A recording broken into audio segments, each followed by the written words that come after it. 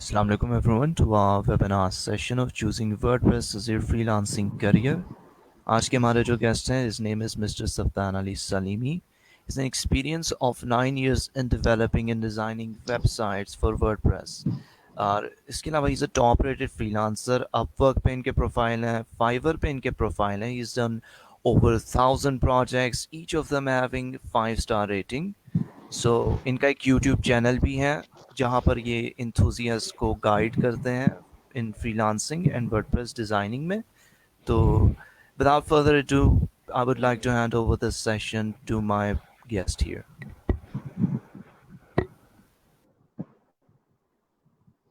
Thank you Hasan. अस्सलाम वालेकुम everyone. उम्मीद करता हूँ आप सब खैर वाफियत से होंगे. जनाब, जैसा कि हसन ने आपको बताया, मेरा नाम है Saftan Ali Salimi and I am one of the top rated freelancer on Upwork and fiverr.com. तो वैसा मैं आपको अपनी जर्नी के बारे में बता दूं. मैंने 2013 में ACCA कंप्लीट किया from scan school of accountancy, लेकिन जो मेरा पैशन था वो था वेब डिज़ाइनिंग. वो मुझे था तकरीबन 9th और 10th क्लास से जो मैंने स्टार्ट कर दी थी. तब ये प्लेटफॉर्म्स वगैरह नहीं थे होते, तब थोड़ी सी आपको कोडिंग वगैरह करनी पड़ती थी, या माइक्रोसॉफ्ट फ्रंट पेज होता था और उसको यूज़ करके मैं सारा वेबसाइट जो है वो बनाता था. लेकिन इसको मैं कभी भी कमर्शियल यूज़ में नहीं लेकर आया. लेकिन 2013 में जब ACCA मेरा कंप्लीट हो गया, तब मुझे पता चला कि कोई फ्रीलांस वेबसाइट्स भी होती हैं, लाइक ओडेस्क जो था वो तब वहाँ पे इंट्रोड्यूस हुआ था. तो 2013 में मैंने स्टार्ट किया अपना फ्रीलांस. जो फर्स्ट प्रोजेक्ट है वो odesk.com पे, जो आप लोगों को अब पता होगा upwork.com के नाम से भी जाना जाता है. तो 2013 में वो मैंने स्टार्ट किया. 2014-15 के दरमियान जाके उन्होंने टॉप रेटेड जो फ्रीलांसर है उसका बैच इंट्रोड्यूस करवाया था. अल्हम्दुलिल्लाह वो जो है जैसे इंट्रोड्यूस हुआ, वो मेरी सारी रिक्वायरमेंट जो थी वो पूरी होती थी, इसलिए वो सारी जो रिक्वायरमेंट्स पूरे होने के बाद उन्होंने मुझे टॉप रेटेड फ्रीलांसर अपवर्क पे रखा. 2016 में मैंने स्टार्ट किया फाइवर पे, और फाइवर पे तकरीबन 1 मंथ के अंदर मैं लेवल 1 सेलर और उसी के कुछ माह के बाद लेवल 2 सेलर, और 2018 में टॉप रेटेड फ्रीलांसर का जो उनका बैच होता है वो मुझे वहाँ पे मिल गया था. तो इसके अलावा मैं आपको अपने बारे में ये बता सकता हूँ कि जी मेरा एक यूट्यूब चैनल है जो मैंने 2017 के एंड पे 2018 के स्टार्ट में मैंने ये बनाई थी वीडियोस वगैरह सारी, यूट्यूब चैनल दी स्लीमी के नाम से. और अल्हम्दुलिल्लाह वहाँ पे एक 3 घंटे की वीडियो जो कि मेरा सारे जो लेक्चर्स वगैरह थे वो पेड थे. लेकिन क्योंकि कुछ काफ़ी बच्चे होते हैं हमारे पास, उनके पास उनको सीखना चाहते हैं वो, लेकिन उनके जो वसाइल हैं वो इतने नहीं हैं. इसलिए जो भी मेरा वो पेड लेक्चर्स है सारे, वो मैंने एक ही वीडियो कंपाइल करके 3 घंटे की दी स्लिमी चैनल पे जो है वहाँ पे लगा दी थी. और अल्हम्दुलिल्लाह 2 साल से वहाँ पे जो भी कोई भी अगर स्टूडेंट नया आता है वो वर्डप्रेस लिखता है यूट्यूब पे, तो सबसे ऊपर वो वीडियो आती है तो उसको एक प्रॉपर गाइडेंस मिल जाती है कि आपने किस तरह वर्डप्रेस वगैरह सारा सीखना है.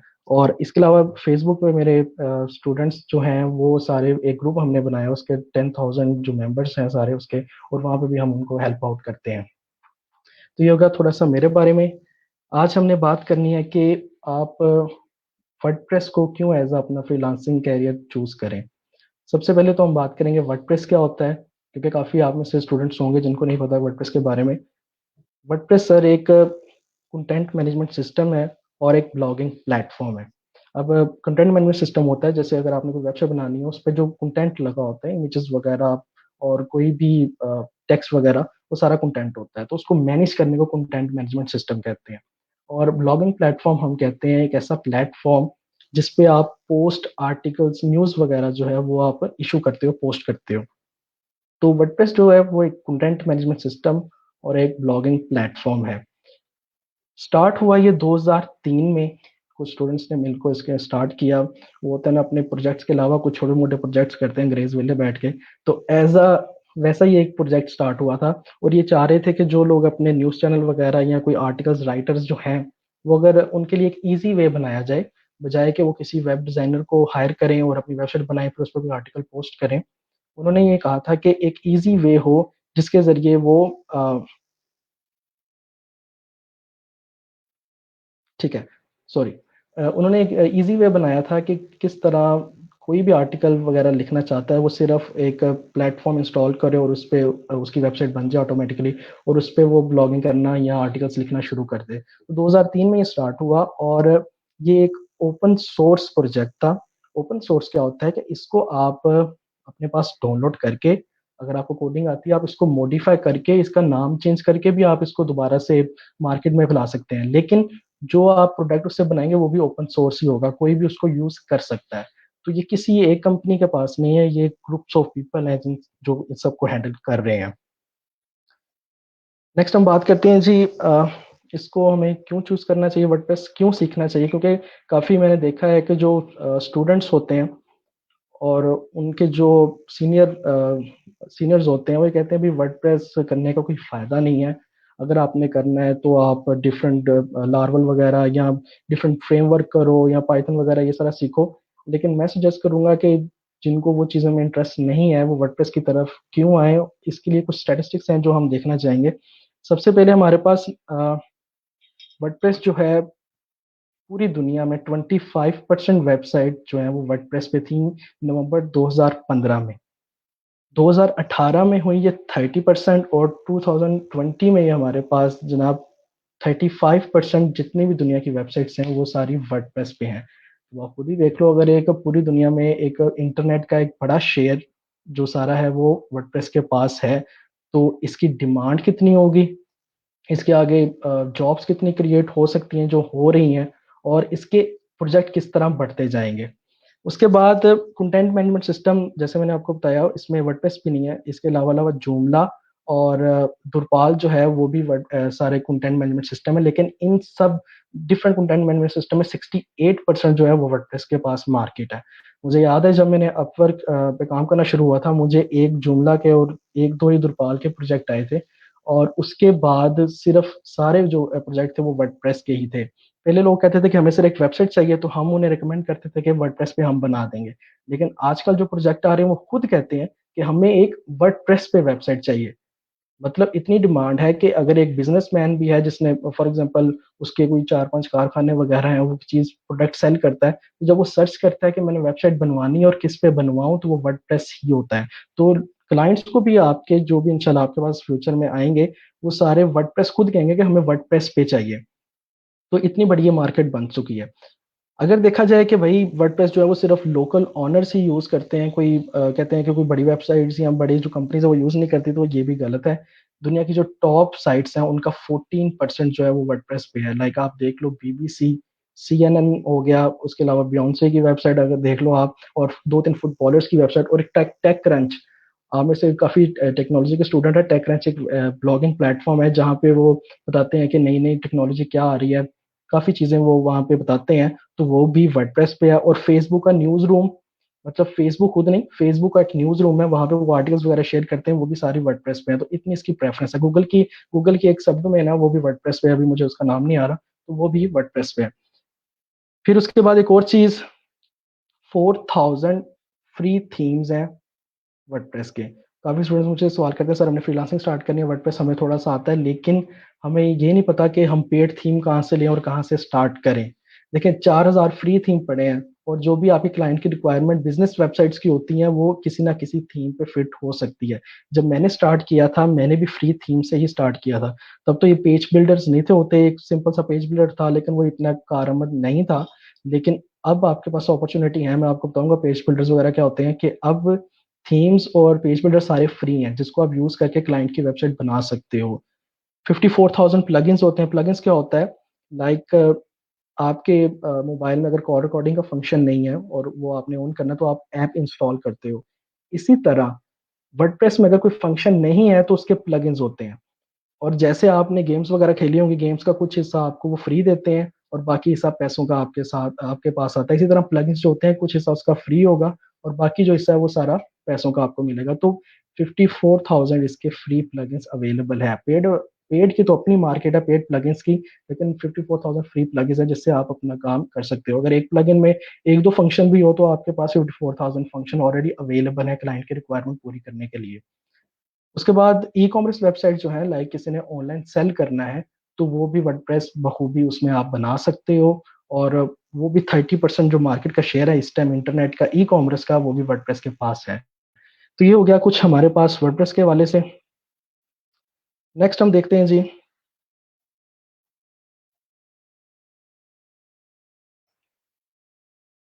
वर्डप्रेस के हवाले से हमने थोड़ी सी बात की, अब बात करते हैं फ्री लांसिंग के हवाले से, जो कि काफ़ी लोगों का कंसर्न भी है इस टाइम पे, क्योंकि आपको पता है, अल्लाह माफ़ करे सबको बचाए, कोरोना वायरस हर तरफ फैला हुआ है और जितने भी बिजनेस है वो ऑनलाइन जा रहे हैं, और जो हमारे स्टूडेंट्स भी हैं वो घर में बैठे हुए हैं, ऑनलाइन क्लासेस लेते हैं, उसके साथ साथ वो चाहते हैं कुछ अर्निंग करें।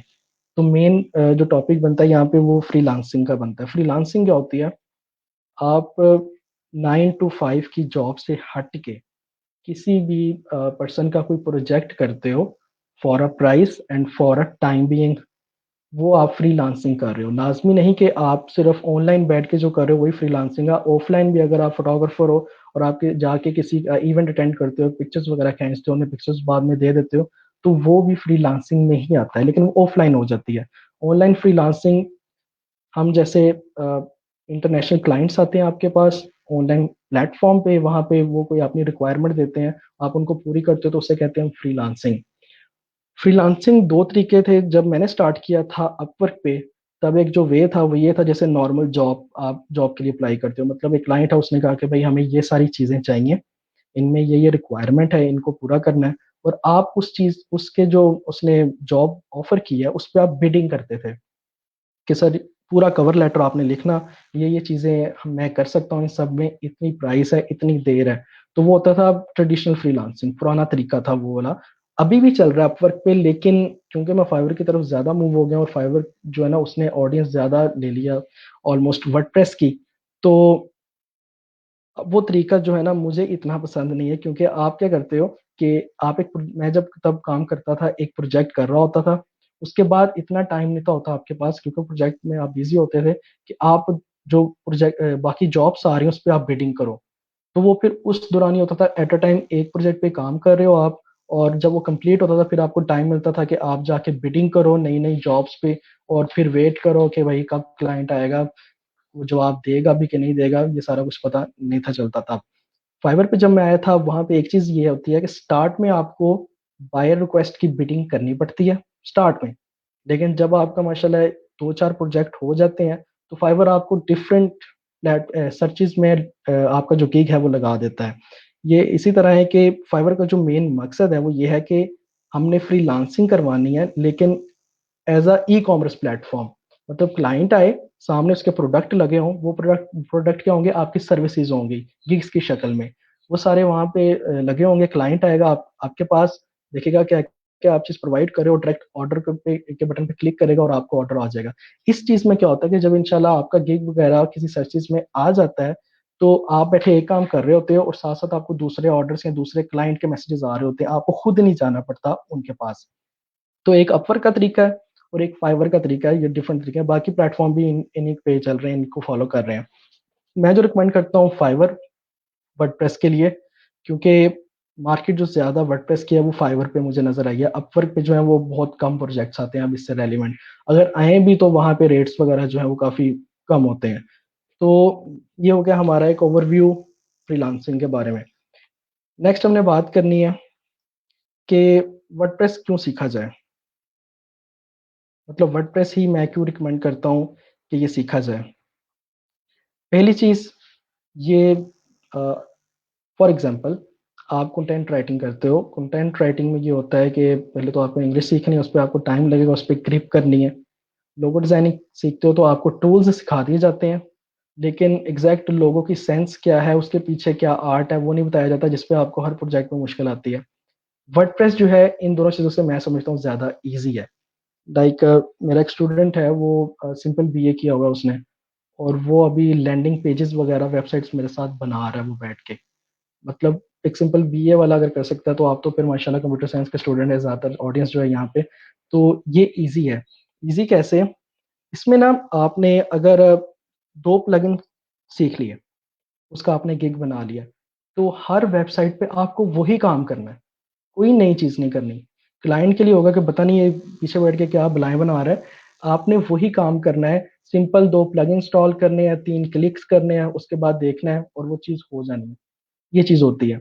दूसरी चीज इसमें यह है कि आपको कोडिंग नॉलेज रिक्वायर्ड नहीं है वर्डप्रेस सीखने के लिए। बहुत से स्टूडेंट मेरे पास आते हैं और बहुत से ग्रुप में भी मैसेज कर रहे होते हैं, नए सब्सक्राइबर्स जो होते हैं यूट्यूब के, कि सर मैंने वर्डप्रेस आपके चैनल से सीख लिया है, लेकिन मुझे दूसरे सीनियर्स या दूसरे दोस्त कह रहे हैं भाई कोडिंग लाजमी सीखो, अगर कोडिंग नहीं आएगी तो वर्डप्रेस नहीं आएगा। मैं आपको एक बात बता दूं आज, ये कि मुझे कोडिंग नहीं आती, मुझे पीएचपी माई एसक्यूएल नहीं आता, लेकिन फिर भी आपके सामने अल्हम्दुलिल्लाह टॉप रेटेड फ्रीलांसर हूँ मैं वहाँ पे फाइवर पे। क्यों? क्योंकि ये सारे है कि आपने इन सब चीज़ों को मैनेज किस तरह करना है, आपने कौन से प्रोजेक्ट लेने हैं और कौन से प्रोजेक्ट जो आपको नहीं आते उन पे आपने अपना टाइम ज़ाया नहीं करना। जितनी भी बिजनेस वेबसाइट है, जितनी भी बिजनेस वेबसाइट लाइक ट्रैवलिंग कह लो आप, फर्नीचर वगैरह किसी चीज़ की, लॉयर की वेबसाइट हो गई, कोई भी कंपनी है जिसकी इंफॉर्मेशन वेबसाइट है, उसके लिए आपको कोडिंग आनी ज़रूरी नहीं है। वर्डप्रेस पे आप सिंपली ड्रैग ड्रॉप कर सकते हो और आप उस पे वेबसाइट बना सकते हो। फिर ई कॉमर्स की वेबसाइट, सिंपल बिजनेस जो नए स्टार्ट में होते हैं, ज़्यादातर फाइवर पे जो लोग हैं ना, एक तो आते हैं जो जिन्होंने आउटसोर्स करना होता है, आगे से प्रोजेक्ट पकड़ के आपको देते हैं, और एक होते हैं डायरेक्ट क्लाइंट्स जो कहते हैं मैं इस एरिया में न्यू हूँ, ये मेरी चीजें हैं, ये कंटेंट है, मुझे एक वेबसाइट बस बना दो। उन उन लोगों को आपने गाइड करना है। मेरे मोस्टली प्रोजेक्ट्स वो होते हैं जो इस चीज में नए हो, जिनका बिजनेस तो पुराना हो लेकिन वेबसाइट्स वगैरह में वो ज्यादा आ रहे होते हैं कि भाई हमें वेबसाइट्स चाहिए, ये आप बना दो।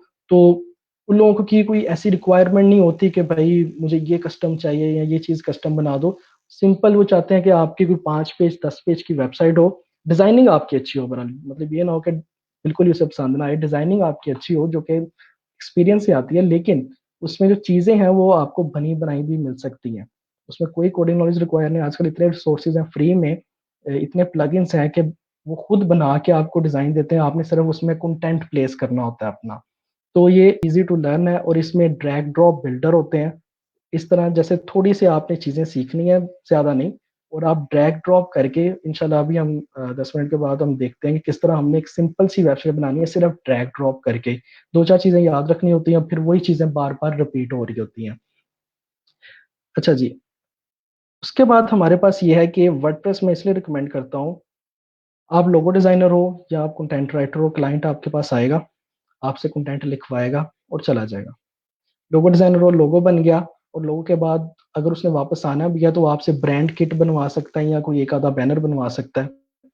वर्डप्रेस में क्या होता है कि वर्डप्रेस में सर अगर एक दफा आपके पास क्लाइंट आया है, तो अगर आपके पास स्किल्स हैं, कम्युनिकेशन मैनेजमेंट स्किल्स हैं, तो वो आपसे दूर नहीं जा सकता। वो किस तरह? वर्डप्रेस वाला एक क्लाइंट आपके पास आया, आपका उससे डिसाइड हो गया कि हमने एक वेबसाइट बना के देनी है 5 पेज की, ठीक है, आपने वेबसाइट बना दी। नेक्स्ट स्टेप हमारा क्या होता है कि एक वेबसाइट बना दी हो, आप उसे कहोगे इसकी स्पीड ऑप्टिमाइजेशन आपने करवानी है कि काफी तेज जो है ये वेबसाइट ओपन हो। वो कहेगा लाजमी कर दो, कोई इशू नहीं, मैं तो चाहता हूँ मेरी ऑडियंस जो है वो स्पीड वगैरह वेबसाइट की अच्छी हो। स्पीड ऑप्टिमाइजेशन करोगे आप, $30-40 उससे फिर से ले लोगे। एक प्रोजेक्ट आ गया उससे।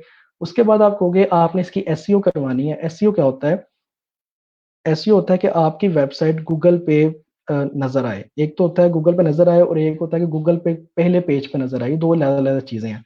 नजर आए जो आपने गूगल पे शो करवानी है उसकी वेबसाइट, उसका नाम लिखो वेबसाइट का, उसके बिजनेस का शो करवानी है, उसे कहते हैं ऑन पेज एसईओ। वो बहुत ईजी है वर्डप्रेस के साथ। जब आप वर्डप्रेस की इस फील्ड में थोड़ा सा सीखना शुरू कर दोगे, उसके साथ ऑन पेज एसईओ देखोगे तो वो बहुत ईजी है। आप सब इंशाल्लाह आप सब लोगों के लिए उसमें कोई कोडिंग नॉलेज वगैरह नहीं है, बस आपने टैग्स वगैरह वगैरह प्लेस करने होते हैं। तो आप कहोगे सर आपने अपने ऑन पेज एसईओ करवानी है, आपकी वेबसाइट गूगल में आएगी, वो कहेगा लाजमी, क्योंकि एक जब नया बिजनेसमैन आता है उससे ये चीजें चाहिए होती हैं। तो उससे भी आप दूसरा प्रोजेक्ट, एक ही प्रोजेक्ट से दूसरा प्रोजेक्ट आप हासिल कर रहे हो। तो एक हो गया आपने उसकी स्पीड ऑप्टिमाइज की है, एक हो गया एसईओ की है।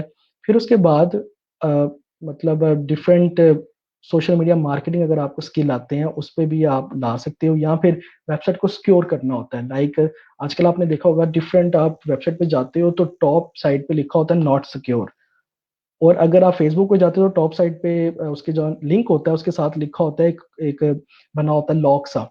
तो वो वेबसाइट सिक्योर होती है। ये चीज भी जो है वो वर्डप्रेस में हम इजीली कर सकते हैं, उसके लिए भी आप $30 से $40 ले सकते हो। तो एक जो वर्डप्रेस है इससे बहुत ज्यादा जॉब्स निकलती हैं, एक प्रोजेक्ट से आगे आप 4-5 प्रोजेक्ट जो है वो आप ले सकते हो। तो इसलिए मैं इसको काफी रिकमेंड करूंगा। अल्हम्दुलिल्लाह मेरे पास जो एक दफा क्लाइंट आता है, मैं यही चाहता हूँ कि भाई वो मेरे पास ही रहे और सारी चीजें जो है उसकी मैं पूरी कर सकूं, सिर्फ उसको मैनेज करना आना चाहिए आपको। तो ये हमारे पास था कि मैं क्यों चाहता हूँ कि वर्डप्रेस को आप एज अ करियर अगर आपने स्टार्ट करना है तो वर्डप्रेस को आप लेके चलो आगे फ्रीलांसिंग में, और अगर जॉब में भी तो उसके बारे में भी हम इंशाल्लाह डिस्कस करेंगे। जी एहसान। सर बहुत से लोग हैं वो जॉब्स कर रहे हैं, उनके कोडिंग स्किल्स माशाल्लाह से बहुत स्ट्रांग है। तो यूजुअली ये होता है कि ये जो कोडर्स होते हैं ये ड्रैग एंड ड्रॉप वाले सिस्टम से बहुत मतलब के चिढ़ते हैं, तो उनको वर्डप्रेस किस तरह मतलब के देता है एडवांटेज, वो किस तरह मतलब के ले सकते हैं यहाँ से इसका एडवांटेज? नहीं माशाल्लाह, अगर हमारे पास कोडर्स हैं तो उनका तो एक लेवल अप है जी हमसे। सीधी सी बात है, उन्होंने मेहनत की है। तो कोडर्स जो हैं वो, अगर वो ड्रैग एंड ड्रॉप से वाकई चिढ़ते हैं, मैंने 2-4 स्टूडेंट्स देखे हैं अपने के, कहते हैं हमारे स्किल्स जो है ना लिमिटेड हो जाते हैं। फॉर एग्जांपल चलें, ये उनकी बात है, तो वो भी वर्डप्रेस से इजीली अर्न कर सकते हैं। मैं तो चाहता था कि मैं भी कोडिंग सीखूं, अगर मैं अपने स्किल्स को थोड़ा सा आगे लेके जाऊं, लेकिन मुझे अल्हम्दुलिल्लाह इस चीज से इतना आ रहा है कि मैं आगे जाने की अभी सोच ही नहीं रहा। इसमें क्या होता है, अगर आपको कोडिंग आती है, PHP MySQL अगर आपको आता है, तो वर्डप्रेस का अपना कोडेक्स है।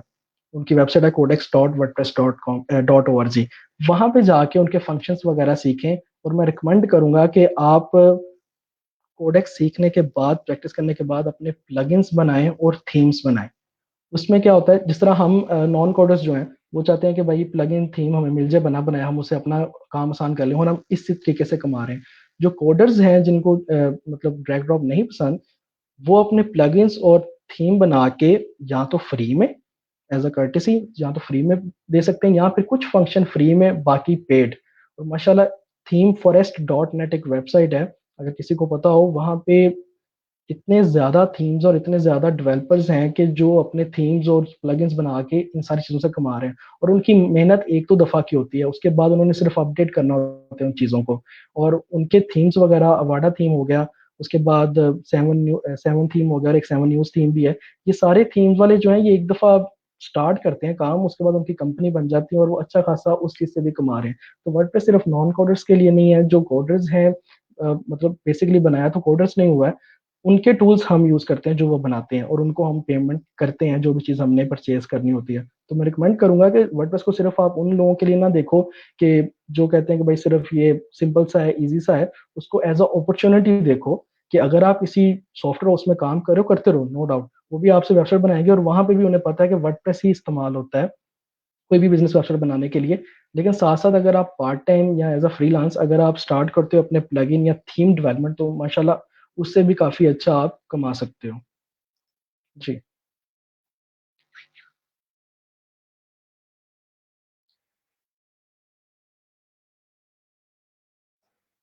जी सान, आपको आवाज आ रही है मेरी?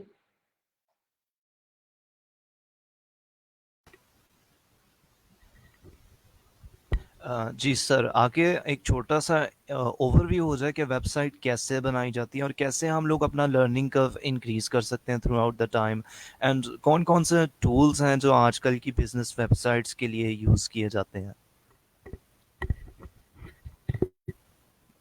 चलें, मैं आपको दिखाता हूँ यहाँ पे इंशाल्लाह एक छोटी सी जो वेबसाइट है, वो हम देखते हैं कि किस तरह वैसे सारा कुछ तो आप जो है वो चैनल पे जाके देख सकते हो, या फिर आपको थोड़ा सा सीखना पड़ेगा, लेकिन ओवरव्यू मैं आपको देने की कोशिश करता हूँ कि किस तरह आप एक, कितना इजी है ये बनाने के लिए। 2-4 चीजें आपको पता हो तो इजीली ड्रैग ड्रॉप आप उसको बना सकते हो।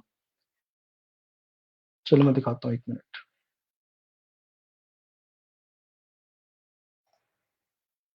स्क्रीन आपको नजर आ रही है मेरी?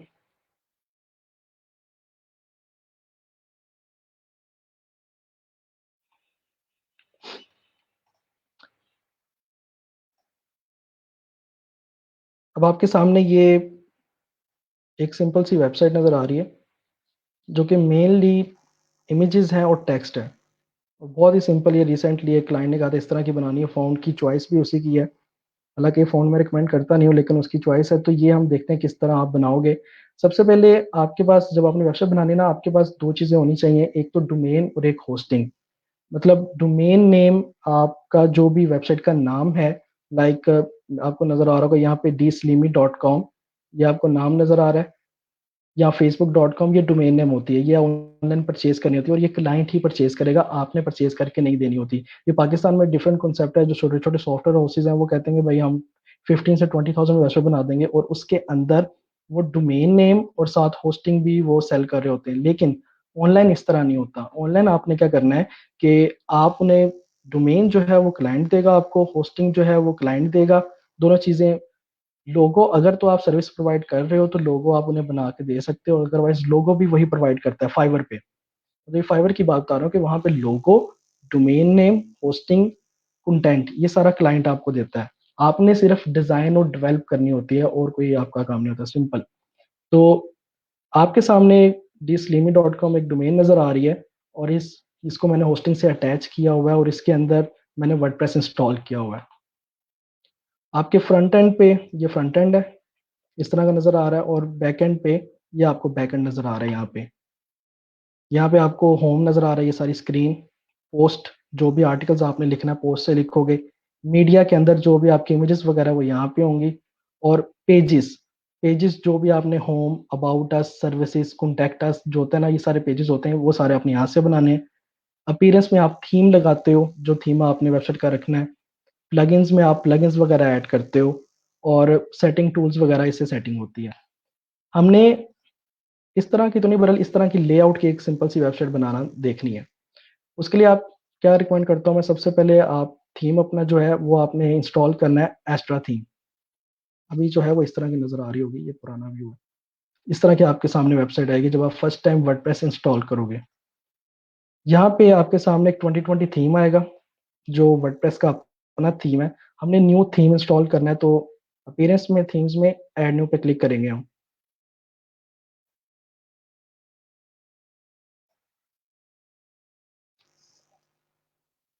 उसके बाद यहाँ पे सर्च थीम्स में जाके हम सर्च करेंगे एस्ट्रा थीम। एक बहुत ही फास्ट सिंपल सा थीम है एस्ट्रा। यहाँ पे मे बी अभी नेट की स्पीड जो स्लो आ रही है, यहाँ पे इंस्टॉल पे क्लिक करेंगे हम, और ये थीम आपका सिंपली इंस्टॉल हो जाएगा। इसको इंस्टॉल के बाद एक्टिवेट पे क्लिक करेंगे।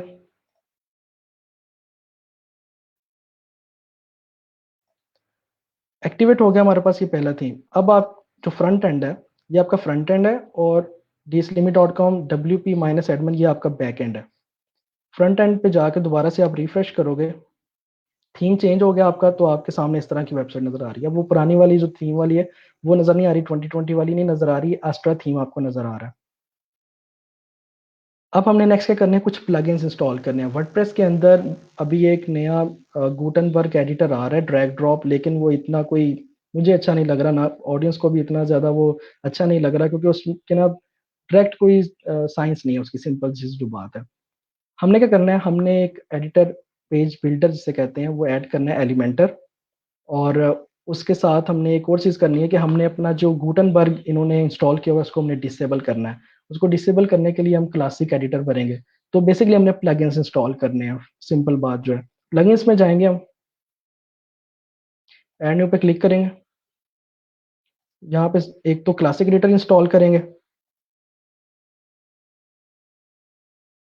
और उसके साथ हमने इंस्टॉल करना है एलिमेंटर। तो यहाँ जाके हम लिखेंगे एलिमेंटर। थोड़ा सा मैं जूम कर देता हूँ ताकि आपको सही नजर आए। Elementor page builder install now पे क्लिक करना।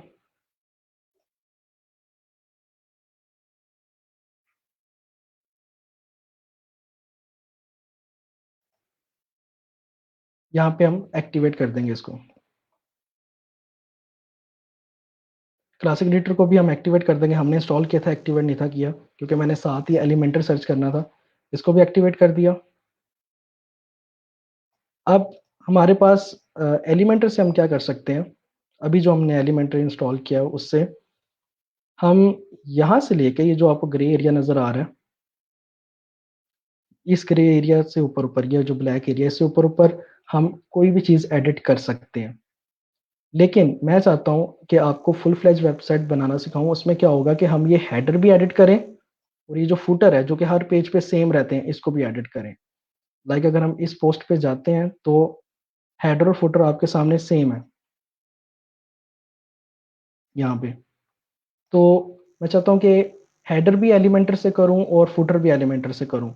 अगर आप एलिमेंटर का पेड वर्जन, पैसों का जो वर्जन है, उसको आप अगर पैसे दे के इंस्टॉल करेंगे तो उसमें तो ये ऑलरेडी ऑप्शन है कि आप हेडर फुटर किस तरह चेंज कर सकते हैं। लेकिन मुझे पता है काफ़ी स्टूडेंट्स जो हैं वो अभी अफोर्ड नहीं कर सकते, और वो चाहते हैं फ्री वर्जन जो है उससे ही हमारा काम हो। उसके लिए एक प्लगइन है एलिमेंट किट के नाम से, तो आपने जाके सर्च करना है, फ्री प्लगइन है, और वो इंस्टॉल करना है आपने।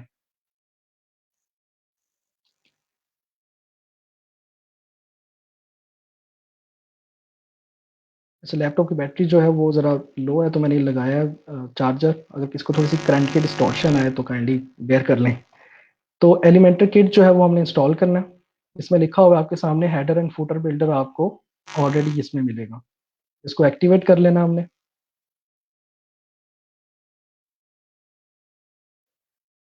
तो हमारे पास 3 प्लगइन्स हमने इंस्टॉल किए हैं, एक क्लासिक एडिटर, एलिमेंटर और एलिमेंटर किट लाइट। इसका भी पेड वर्जन है इसलिए इन्होंने इन्होंने इसके नाम के साथ लाइट लिखा हुआ है। अब हम जाएंगे पेज की तरफ। हमने एक पेज बनाना है अभी इस वेबिनार में। पेज बनाने के लिए हम क्लिक करेंगे यहाँ पे पेजेस पे, ऐड न्यू पे। पेज का नाम देंगे हम होम। इसको हम सिंपली अभी पब्लिश कर देंगे, खाली पेज है ये। अब हम फ्रंट एंड पे जाके इसको एंटर करते हैं। रिफ्रेश किया हमने पेज तो अभी वो होम यहाँ पे नज़र नहीं आ रहा। यहाँ पे मेरे ख्याल से है, यही है। यहाँ पे जाके पेज नज़र आ रहा। मैं ये चाहता हूँ कि जब मैं dslimmy.com को एंटर करूँ तो डायरेक्ट मेरे सामने वो होम का पेज नज़र आए। उसके लिए क्या, एक थोड़ा सा सेटिंग में जाके ट्रिक करना होता है कि अभी जो आपको नजर आ रहा है ये ब्लॉग पोस्ट है, सारी ब्लॉग्स हैं। क्योंकि आपको बताया था वर्डप्रेस स्टार्ट हुआ था एज अ ब्लॉगिंग प्लेटफॉर्म। तो जब आप वर्डप्रेस इंस्टॉल करते हो तो ये ब्लॉग पोस्ट होती हैं सारी। डिफॉल्ट यहाँ पे ब्लॉग पोस्ट ही आती है। हमने करना है कि एक ब्लॉग पोस्ट ना आए, एक पेज आए। जब भी dslimmy.com पे क्लिक करें तो वो पेज आए। हम जाएंगे सेटिंग में और यहाँ पे हम जाएंगे रीडिंग में। इसको न्यू टैब पे मैं ओपन करता हूँ। ये लिखा हुआ है कि आपका होम पेज क्या दिखाए, क्या डिस्प्ले करे। यहाँ लिखा है योर लेटेस्ट पोस्ट। हम इस पे अनटिक करके इस पे टिक करते हैं कि एक स्टैटिक पेज जो है वो आप दिखाओ। उसके लिए हम यहाँ पे होम पे क्लिक करेंगे, जो हमने पेज बनाया होम का। और पोस्ट पेज कह रहा है, मैं पोस्ट किस पे दिखाऊं? वो हम एक नया ब्लॉग का पेज बना के उस पर शो कर सकते हैं, अभी हमें ज़रूरत नहीं है। होम पे क्लिक किया, सेव चेंजेस।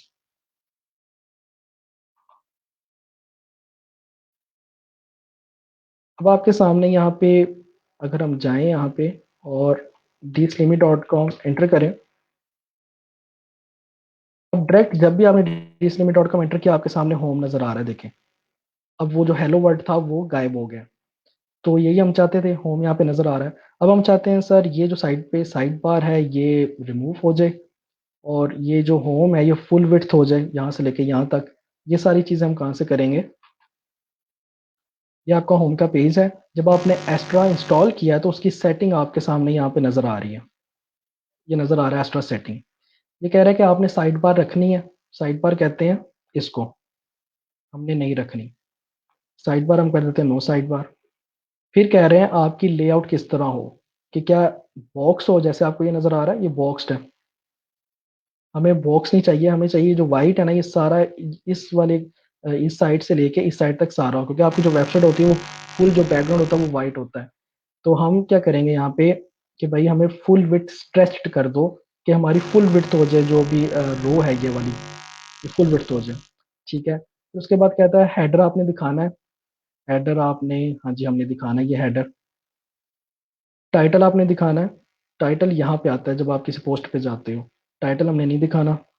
ब्रेड कम दिखाने हैं, ब्रेड कम भी नहीं दिखाने। ब्रेड कम एक टर्म है, लिखा होता है कि आप कहाँ से किस तरफ जा रहे हो। सैंपल पेज पे जा रहे हो तो लिखा आता है कि होम सैंपल पेज, लेकिन इस ये थीम ब्रेड कम अभी नहीं दिखा रहा तो इसको डिसेबल पे क्लिक कर देते हैं।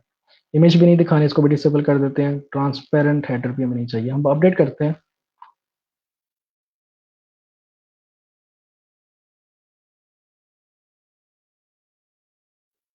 अब जाके अपना फ्रंट एंड देखते हैं यहाँ पे। फ्रंट एंड पे हम गए सर, हमारे पास हमारा हेडर और फुटर जो है वो आपस में साथ जुड़ गए। क्यों? क्योंकि हमने एक तो टाइटल डिसेबल कर दिया, जो होम लिखा आ रहा था वो भी डिसेबल हो गया। उसके बाद अभी हमने इस पेज पे कुछ ऐड नहीं किया, तो ये पेज कंप्लीटली ब्लैंक था, खाली था। तो उसके लिए आपके सामने जो आपका हेडर है और फुटर है वो जुड़ गए। क्योंकि दरमियान में कोई कंटेंट नहीं है, मैंने आपको बताया था दरमियान वाला कंटेंट जो होता है वो सारा एलिमेंटर से हम एडिट करेंगे। ये हो गया हमारे पास। नेक्स्ट हमने ये करना है कि एडिट विद एलिमेंटर, जो भी पेज होगा उसको आपने एलिमेंटर सीखना है तो आप एडिट विद एलिमेंटर पे क्लिक कर दोगे। लेकिन इस स्टेप से पहले मैं ये चाहता हूँ कि ये जो हेडर और ये जो फुटर है, ये हम पहले से डिज़ाइन कर लें, और ये भी एलिमेंटर से डिज़ाइन करें। अदरवाइज ये एलिमेंटर, अगर हम एलिमेंटर प्रो नहीं लेंगे तो ये डिज़ाइन नहीं होगा, और ये थीम इसको हैंडल करता है। मैं चाहता हूँ ये चीज़ भी एलिमेंटर से ही करें। उसके लिए क्या करेंगे, मैंने आपको प्लगइन अभी इंस्टॉल करवाया था, एलिमेंट किट। एलिमेंट किट के टेम्पलेट्स में जाएंगे।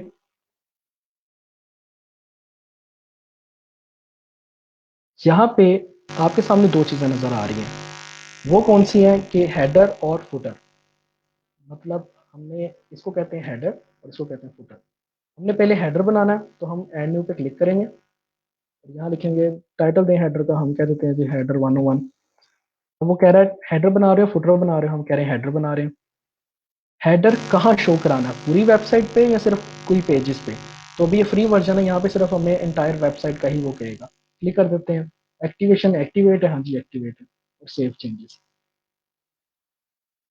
ये हमारा हेडर, यहाँ पे एक हमने उसे टर्म्स बता दी कि हमने अपना हेडर कहाँ शो करवाना है, टाइटल क्या रखना है, और वो हेडर या फुटर है वो हेडर है। अब हमने एक और चीज़ बनानी है, फुटर। फुटर इधर दोबारा से एनी पे क्लिक करते हैं, यहाँ लिखते हैं फुटर 101। ये वैसे मैं लिख रहा हूँ, बाकी चीज़ यहाँ पे footer, entire site, save changes, activate. Click करना मैं भूल गया, एक्टिवेट और सेव चेंजेस। अगर आप कोई चीज़ भूल जाओ तो दोबारा से इधर एडिट पे क्लिक करके आप उसको दोबारा से चेंज कर सकते हो। तो सर हमारे पास तीन चीज़ें हैं इस टाइम, हेडर, फुटर, और दरमियान में जो ये सारा कंटेंट है, ये सारा होम का पेज। तो ये हमारे पास हेडर, ये हमारे पास फुटर, और यहाँ पे मैंने ओपन किया था, कहाँ गया, यहाँ पे ये होम का पेज। तो हम सबसे पहले अपना जो हेडर है वो डिज़ाइन करते हैं। अगर आपका कोई साथ साथ सवाल है तो आप पूछ सकते हो, जवाब जो है एंड पे इंशाल्लाह मैं दूंगा आपको। अच्छा जी, यहाँ पे अभी हमने सबसे पहले हेडर डिज़ाइन करना है। तो आप क्या क्लिक करोगे, हेडर 101 पे, और यहाँ लिखा है एडिट कंटेंट, इस पे क्लिक करोगे, ये आपको ले जाएगा एलिमेंटर के पेज बिल्डर पे।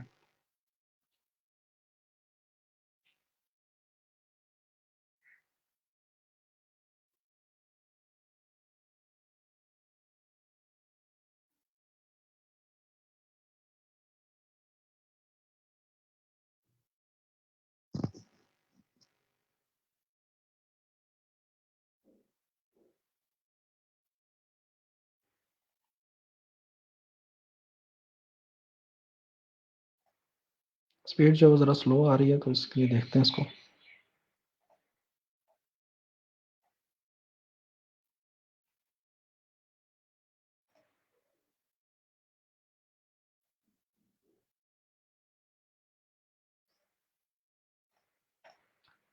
चलो फॉर द टाइम आ गए, पर बहुत ही स्लो स्पीड है जी हमारी तो अभी। अब स्ट्रीमिंग भी हो रही है साथ साथ। अच्छा, आपके पास ये पूरा एलिमेंटर ओपन हो गया। इसकी सारी कंप्लीट वीडियोस जो हैं वो मैंने अपने चैनल पे लगाई हैं, उसके बारे में आपको बताऊंगा किस तरह अपने चैनल से देखनी है। हमारी सारी वीडियो, सॉरी, हमारे आपके सामने जो नज़र आ रहा है, ये इस साइड पे आपकी बार है पूरी, जहाँ पे एलिमेंट्स होंगे, ये सारे एलिमेंट्स हैं। और जब एलिमेंट किट के भी एलिमेंट्स इसमें आ गए हैं, क्योंकि हमने एलिमेंट किट एक सेपरेट प्लगइन इंस्टॉल किया, तो उसके एलिमेंट भी यहाँ पे आपके सामने नज़र आ रहे हैं। हमने हेडर बनाना है। हेडर बनाने के लिए कोई भी चीज़ स्टार्ट करने से पहले हमें उसमें रो ऐड करनी होती है। तो हम करेंगे जी रो ऐड, ये प्लस का साइन है, इस पर क्लिक करेंगे, और यहाँ पे आपके सामने स्ट्रक्चर आ रहा है किस तरह की रो चाहिए, उसमें कितने कॉलम्स हों। मुझे सिर्फ अभी चाहिए 2 कॉलम्स, इस पर क्लिक करूंगा, ये देखें आपके सामने एक रो आ गई। अब इस साइड पे हमने लोगो लगाना है, इस साइड पे हमने मेन्यू लगाना, सिंपल। यहाँ पे क्लिक करेंगे ताकि सारे एलिमेंट्स शो हो जाएं। इमेज पकड़ी यहाँ से, और यहाँ पे हमने ड्रैग ड्रॉप कर दी, ये अब उनकी जो डिफ़ॉल्ट इमेज है वो आ गई। ये इमेज आ गई, ये इसकी सेटिंग खुल गई साथ ही। हर एलिमेंट्स के 3 सेटिंग्स होती हैं, यहाँ पे टैब्स होते हैं, कंटेंट, उसका स्टाइल, उसका एडवांस सिस्टम। कंटेंट पे जाएंगे, यहाँ पे इमेज लगानी है, क्लिक किया। और मैंने जो इमेज है ना वो ऑलरेडी यहाँ से अपलोड की हुई है, मैं कहा बाद में स्पीड का इशू ना हो। तो यहाँ से अपलोड किए हैं, तो जब अपलोड करते हैं तो यहाँ पे आ जाती हैं वो। ये लोगो है हमारे पास सेम प्रेफिट का, जिस तरह यहाँ पे लगा हुआ है। यहाँ पे क्लिक किया हमने और इंसर्ट मीडिया, ये आपके पास लोगो आ गया। अभी लोगो जो है वो काफ़ी बड़ा है, हमें नज़र आ रहा। हम यहाँ पे इसका साइज़ जो है चेंज कर सकते हैं, यहाँ फिर यहाँ से विड्थ इसकी चेंज कर सकते हैं इस तरह। लेकिन अगर हम विड्थ चेंज करते हैं यहाँ से, तो इसका जो अ, होता है, क्या कहते हैं उसे, पिक्सल जो है वो ख़राब हो जाते हैं। तो हम यहाँ से ही इसका साइज़ चेंज करते हैं।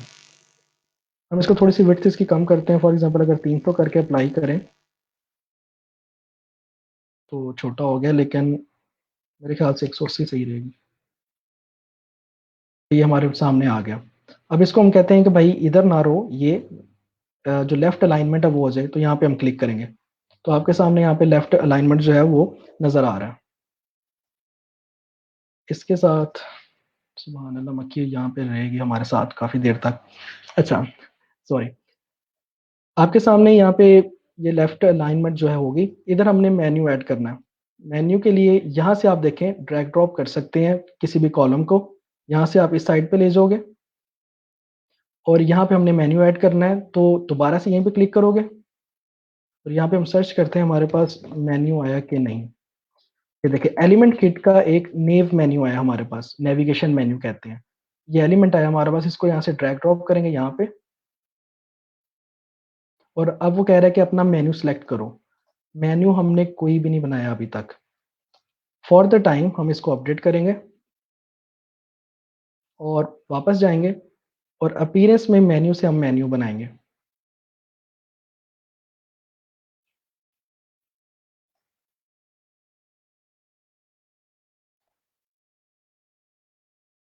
यहाँ पे हम नाम देंगे फॉर एग्जांपल नेविगेशन मेन्यू, और इसको क्रिएट मेन्यू पे क्लिक कर देंगे। अब हमारा एक मेन्यू बन गया। अब इसमें हमने कुछ पेजेस ऐड करने हैं या लिंक्स ऐड करने हैं। फॉर एग्जांपल मैं कस्टम लिंक ऐड करना है, मैं अपने फेसबुक का पेज देना चाहता हूँ या google.com देना चाहता हूँ। फॉर एग्जांपल कस्टम लिंक पे जाऊंगा, यहाँ पे लिंक दूंगा। आपका लिंक हमेशा HTTP से स्टार्ट होना चाहिए या HTTPS से। और फॉर एग्जांपल मैं सत्यन सत्यन मैनेजर facebook.com यहाँ पे देता हूँ। ये हो गया लिंक। अब कौन से नाम पे हम क्लिक करें तो facebook.com पे जाए, यहाँ पे मैं नाम लिख देता हूँ फेसबुक और ऐड कर देते हैं यहाँ पे। इसी तरह एक और लिंक दे देते हैं,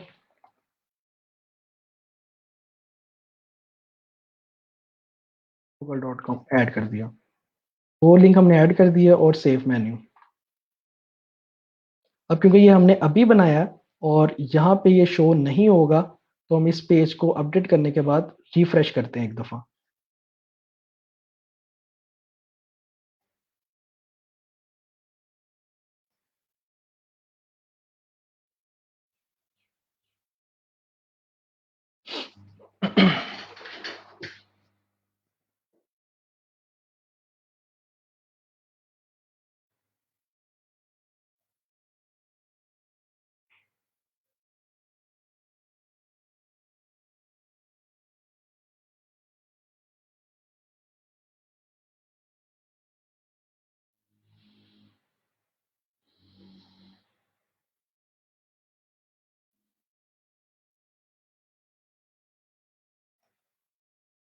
इसका वैसे तो काफ़ी फास्ट है, लेकिन क्योंकि साथ साथ ये स्ट्रीमिंग भी हो रही है, तो स्पीड की वैसे काफ़ी स्लो आपको नज़र आ रहा होगा।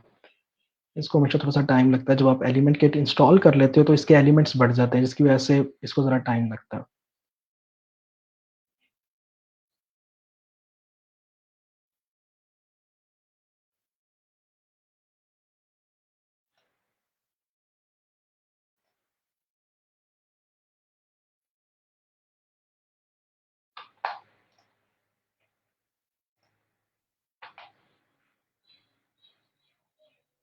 अच्छा जी, अब यहाँ पे क्लिक करेंगे, यहीं जहाँ पे हमने मेन्यू लगाना था, और यहाँ पे नेविगेशन मेन्यू जो हमने यहाँ पे बनाया है, वो नेविगेशन मेन्यू यहाँ पे आ गया। क्लिक किया हमने और आपके सामने वही फेसबुक और वही google.com यहाँ पे आ गए। ठीक हो गया जी, हमारे पास फेसबुक google.com आ गए। अब इसकी थोड़ी सी स्टाइलिंग करते हैं। यही, ये देखिए आपके सामने नेव मेन्यू ही एलिमेंट ऑन है, स्टाइल पे क्लिक करेंगे टाइपोग्राफी अगर आपने चेंज करनी, टाइपोग्राफी होता है जो भी उसका फॉन्ट स्टाइल वगैरह होता है, अगर आपने चेंज करना है तो वो यहाँ से कर सकते हो। मैं आजकल यूज कर रहा हूँ पॉपिन एज अ हेडिंग। जितने भी क्लाइंट्स हैं ऑलमोस्ट उन पे पॉपिन से यूज कर रहा हूँ। टेस्ट रेट भी फाउंड है, लेकिन मैं तकरीबन 400 वेबसाइट पे जो है वो यूज कर चुका हूँ, अब मुझे अच्छा नहीं लगता इतना। तो पॉपिंस लगा लिया। इसको थोड़ा सा ब्रेक करते हैं यहाँ पे क्योंकि ये हमारे मेन्यूज हैं। और 16 की हम इसको देते हैं जी, 16 का साइज हो जाए, हमारे पास साइज छोटा हो गया। और बाकी डेकोरेशन एज इट इज।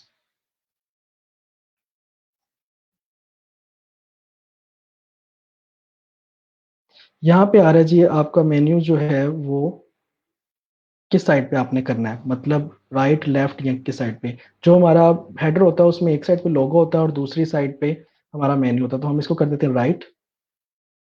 तो ये हमारा मेन्यू बन गया। ये हमने फॉर द टाइम बनाया, वैसे फेसबुक google.com हम इस तरह लिखते नहीं है। तो ये मेन्यू हो गया, इसको हमने कर दिया अपडेट। जो थोड़ा सा एक चीज देखते हैं कि ऊपर और नीचे पैडिंग कम है, मतलब ये फुल यहाँ पे टच हो रहा है और ये यहाँ पे। उसके लिए हमने रो पे थोड़ा सा ऊपर स्पेस और नीचे स्पेस देनी है। रो की सेटिंग के लिए ये रो का आपको डॉट्स नजर आ रहे होंगे, यहाँ पे क्लिक करेंगे, एडवांस में जाएंगे और ये पैडिंग है। पैडिंग होती है ऊपर नीचे दाएं बाएं स्पेस। जैसे आप अभी अपना लैपटॉप देख रहे होंगे, आपका लैपटॉप जहां से स्टार्ट हो रहा है उसी के साथ ही स्क्रीन स्टार्ट नहीं हो रही, थोड़ा सा ब्लैक कलर की पैडिंग होगी। स्क्रीन और आपका जहां से लैपटॉप स्टार्ट हो रहा है उसके स्टील का मेटल उसके दरमियान पैडिंग होगी, तो हमने पैडिंग देनी है। इसको क्लिक करेंगे ताकि हर साइड की पैडिंग हम सेपरेटली दे सकें। अगर हम इसको नहीं अनटिक करेंगे तो 50 देंगे तो हर तरफ से 50 हो जाएगी। हमने इसको अनटिक करना है। हमने करना है ऊपर 10 पिक्सल और नीचे 10 पिक्सल, बस साइडों पे नहीं देनी। और अपडेट,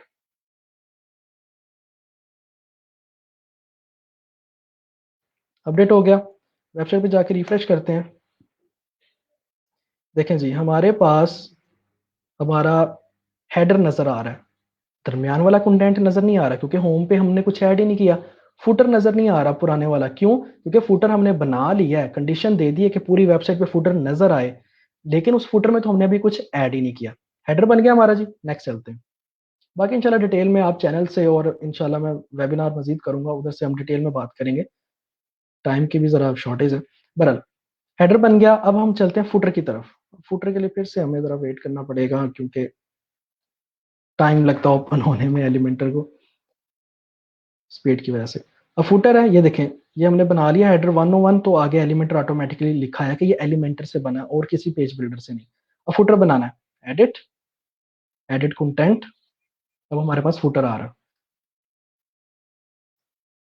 अगर आप ये वाला हेडर देखें किस तरह बना है, तो ये इन्होंने एक ही रो में एक साइड पे लोगो लगा दिया, फिर नीचे एक बॉर्डर लगा दिया, और उसी एक और नई रो ऐड करके इस साइड पे उन्होंने मेन्यू लगा दिया। उन्होंने नहीं, मैंने ही बनाया बरल।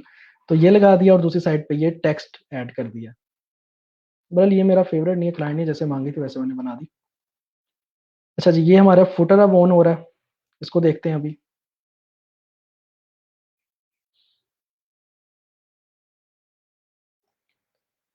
ये फुटर है हमारे पास। फुटर माशाल्लाह कई तरह के होते हैं, बने बनाए भी हमें मिल सकते हैं। अगर हम इस वेबसाइट की तरफ ना जाएं, ये फुटर इसका सिंपल सा है। अच्छा फुटर बनाना है तो आप एलिमेंट किट आपने इंस्टॉल किया, एलिमेंट किट पे यहाँ पे क्लिक करें। मैं देखता हूँ कि इन्होंने फ्री फुटर रखे हैं कि नहीं। ये देखें, ये ना आपके सामने जब आप यहाँ पे क्लिक करोगे, बने बनाए टेम्पलेट्स आ रहे हैं, देखें बने बनाए ये सारे। इस साइड पे आपको एजेंसी, मेडिकल, बिजनेस सारी बनी बनाई वेबसाइट आ रही है। इसमें से कुछ फ्री हैं और कुछ एलिमेंट किट वालों ने पैसों की देनी है। तो इसमें फुटर पे क्लिक करते हैं, देखते हैं इन्होंने कोई बने बनाए फ्री में फुटर दिए हैं कि नहीं।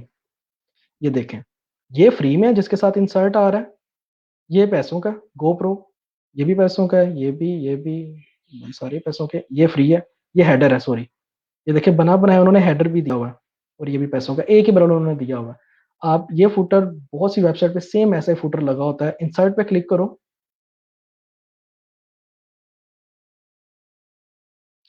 सर आपके सामने बना बनाया फुटर आ गया, आपको कुछ करने की जरूरत नहीं पड़ी, खुद ही उसने रो ऐड किया है, इनर रो ऐड किया है, इमेज ऐड किया है, टेक्स्ट ऐड किया है, सोशल आइकन ऐड किया है, सब कुछ आपके सामने।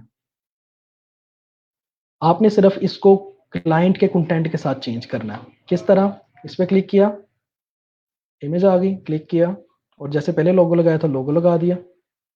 ये आपके सामने लोगो आ रहा है, यहाँ पे क्लिक किया, यहाँ पे चेंज कर दिया, this is the description bar, it will be provided from client. ठीक है जी, ये क्लाइंट हमें देगा। बट जो भी इसका अबाउट का पैरा वगैरह होता है वो आप थोड़ा सा यहाँ पे ऐड कर सकते हो। सोशल आइकन है, यहाँ पे क्लिक किया, ये आइकन है फेसबुक का, यहाँ पे क्लाइंट का आप फेसबुक का लिंक दे दो, ये भी क्लाइंट आपको देगा, बना बनाया पेज होगा facebook.com/सत्यान, फॉर एग्जांपल मेरा ही पेज है तो ये लिख दिया मैंने। इसी तरह ट्विटर का यहाँ पे लिंक दे दो, इसी तरह गूगल प्लस का लिंक दे दो, इसी तरह 2 दफा ट्विटर ऐड किया इन्होंने, पर यहाँ पे लिखा ट्विटर हुआ है लेकिन है ये लिंक्डइन। लिंक्डइन अगर कोई और ऐड करना है, यहाँ पे क्लिक करो, यहाँ पे क्लिक करो, कोई भी आइकन चूज करो, देखो सारे प्लेटफॉर्म है आपके सामने, सारे सोशल मीडिया मार्केटिंग वेबसाइट्स बड़ी बड़ी, कोई भी चूज करो। फॉर एग्जांपल कौन सा चूज करें भाई, ईमेल लगाना हमने, कि इस पे क्लिक करें तो ईमेल चली जाए। इंसर्ट किया इनवेलप, यहाँ पे लिखा ईमेल अस, यहाँ पे ईमेल आईडी, ऐसे ही ईमेल आईडी नहीं लिख देना, ये थोड़ी सी टेक्निक है, इसमें आपने लिखना होता है मेल टू कॉलन सत्यान@life.com। इसको आप अपडेट कर सकते हो, ये नज़र नहीं आ रहा क्योंकि इसका कलर ब्लैक है, यहाँ से कलर चेंज कर सकते हो। सिंपली मैं आपको ये बताना चाह रहा हूँ कि इतना मुश्किल नहीं है जितना नज़र आ रहा है।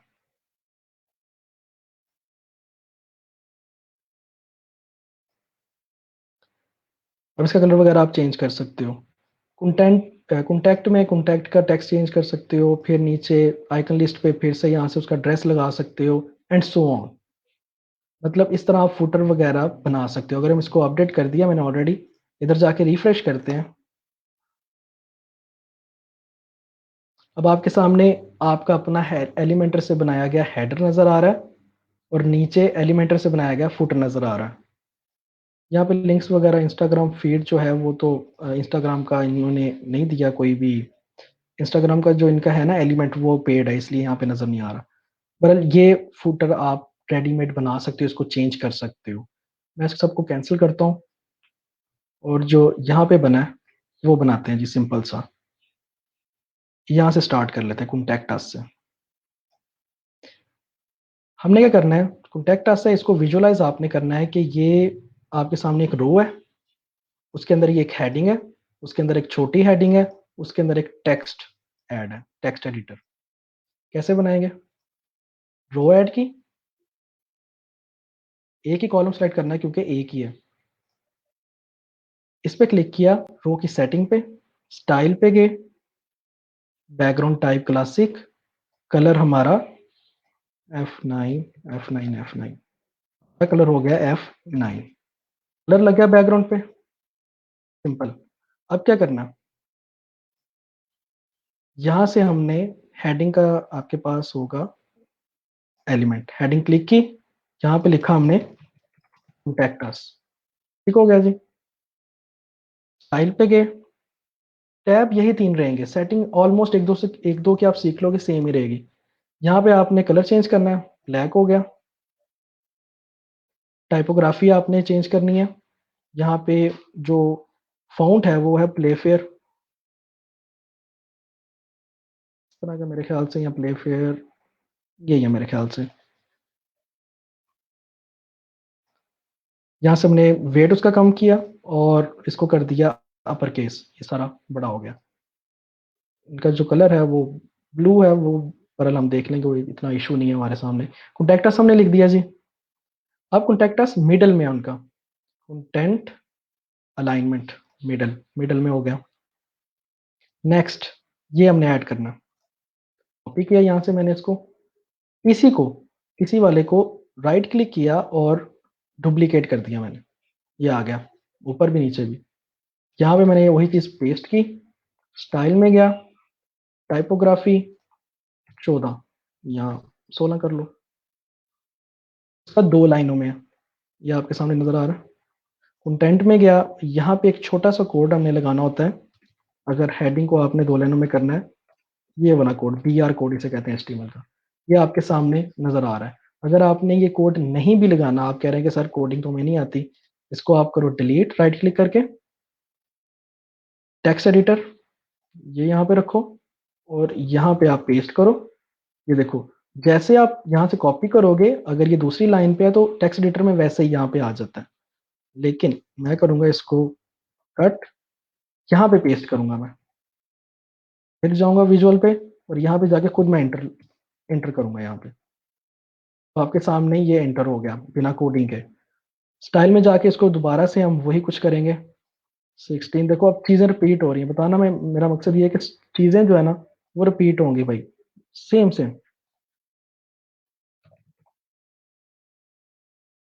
ये फिर दोबारा लगा दिया हमने ये, और इसको यहाँ से हमने जो इसकी अलाइनमेंट है टेक्स्ट एडिटर की वो यहाँ पे आती है स्टाइल में बजाय के कंटेंट में, हेडिंग की कंटेंट में आती है। ये नीचे लग गया आपके सामने। अब इन दोनों में स्पेस ज्यादा है, यहाँ पे क्लिक करेंगे, लाइन हाइट हम कम कर देंगे। ये देखो जितनी बड़ी यहाँ से आप कर सकते हो, ये लाइन हाइट होगी कम, और नीचे उसका ये आपको पता है, फिर से टेक्स्ट एडिटर ऐड करेंगे, उसका टेक्स्ट और छोटा कर देंगे, वेट भी छोटा कर देंगे, कलर थोड़ा सा है ना इसका डल सा है वो कलर कर देंगे। तो कितना इजी है। मैं यहाँ पे लगाना चाहूंगा, मैंने सोशल आइकन्स लगाए थे, क्लाइंट ने वो डिलीट कर दिए।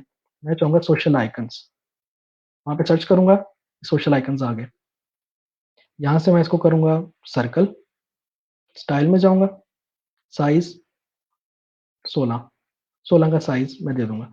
अब जो टेक्स्ट एडिटर है उसके नीचे जो ये इतनी सी स्पेस रहती रहती है, इसको हमने कम करना है। इसका हम हल क्या करेंगे, इसकी जो आपके सामने सोशल आइकन आ रहा है इसको हम नेगेटिव मार्जिन दे देंगे। मार्जिन होता है दो रो का आपस में फासला।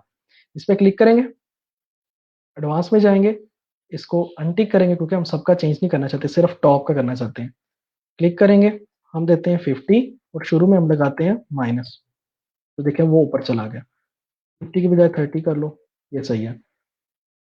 थोड़ा सा साइज और छोटा कर लेते हैं, 12 13। आपके सामने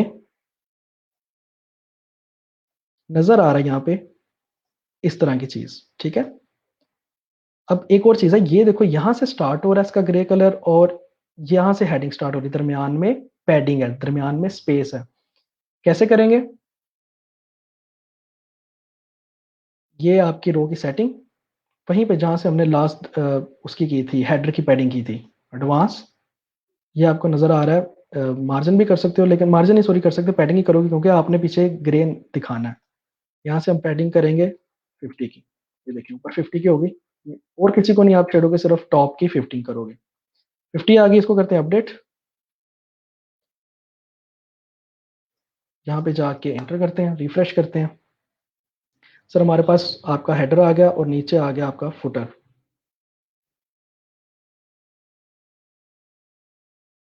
अच्छा जी, नेक्स्ट हम चलते हैं, आपका हेडर और फुटर हो गया। अब यहाँ पे हमने, आपको नजर आ रहा है मैप है गूगल का, हम क्या करेंगे, सिंपल, कोई कोडिंग नहीं है। मैप कैसे आएगा, यहाँ लिखेंगे गूगल भाई, गूगल आ गया। गूगल मैप को यहाँ से पकड़ के ड्रैग ड्रॉप करेंगे, इसके ऊपर ड्रैग हो गया, इसको ऊपर लेकर आएंगे, ये देखें ये मैप आ गया। मैप की सेटिंग पे यहाँ से क्लिक करेंगे और यहाँ लिख देंगे जी, क्या लिखें, JCU लाहौर, आती है कि नहीं, GCU आपकी आ गई। और जूम थोड़ा सा ज्यादा कर देंगे कि ताकि वो और जूम होके आपको नजर आए, जितना ज्यादा करते जाओगे उतना ही जूम होता जाएगा। GCU आ गई। हाइट कितनी करनी है, आप हाइट यहाँ से सिलेक्ट कर सकते हो, हाइट हो गई। नेक्स्ट क्या हमारे पास, फिर से आप देख लो एक नई रो है या वही वाली रो है, उसमें पैडिंग ज्यादा दी हुई है, फिर से एक हेडिंग है छोटी, फिर से वही चीजें हैं और सोशल आइकन है। तो मैंने आपको ये ऑलरेडी बना के ऊपर भी दिखा दिया, वही चीजें हैं। अब देखो यहाँ पे ज्यादा है पैडिंग और यहाँ पे कम है, तो वहीं पे जाके दोबारा से ऊपर अगर हमने पैडिंग दी है टॉप की, तो इधर भी पीछे भी हमने दे दी। तो हम करते हैं अपडेट, रिफ्रेश करते हैं। सर हमारे पास फुटर बन गया, जैसे वो प्रेफर्ड वाली वेबसाइट पे बना हुआ है। ऊपर कॉन्टैक्ट अस है, नीचे थोड़ा सा पता दिया हुआ है, नीचे सोशल आइकन्स हैं और नीचे फुल मैप हमने दे दिया। और फुटर में एक चीज और होती है, कॉपीराइट वगैरह लिखा आता है। उसके लिए क्या करेंगे हम? सिंपल, हेडिंग पकड़ी, इसको नहीं पकड़ना तो यहाँ से इसको ही डुप्लीकेट कर लो और नीचे ले जाओ, और यहाँ पे आप लिख दो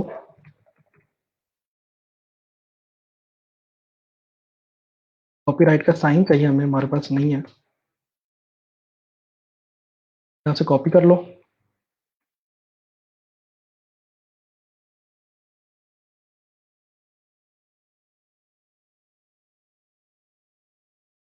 जो भी आपका वेबसाइट का नाम है, लाइक प्रेफर्ड वगैरह है तो वही लिख दोगे आप, pbh.com, all right rights reserved, ठीक है। और आपने ये लिख दिया, थोड़ी सी ऊपर पैडिंग देंगे, सॉरी, वहीं पे जाके सेम वही चीज़ है, फिर से पैडिंग क्लिक किया और टॉप की पैडिंग दे दी 20 की। और यहाँ पे नीचे जो है वो अच्छा नहीं लग रहा, क्योंकि जब कॉपीराइट आता है उसके बाद, एक मिनट यार,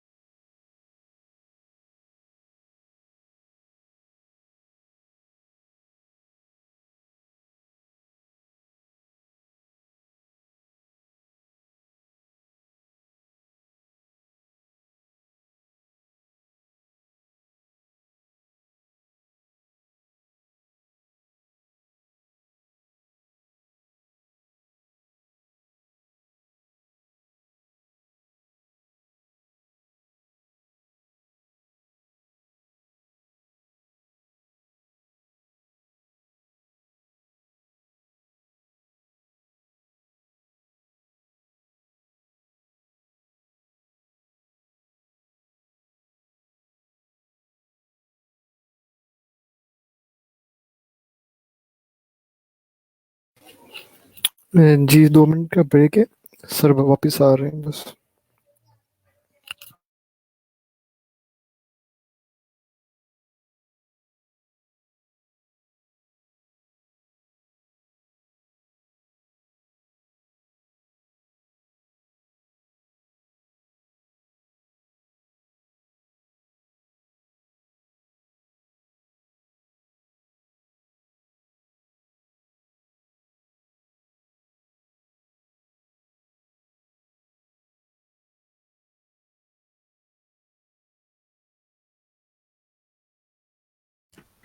गाइस अजान का ब्रेक है, अभी थोड़ी देर तक वापस आ जाएंगे सर।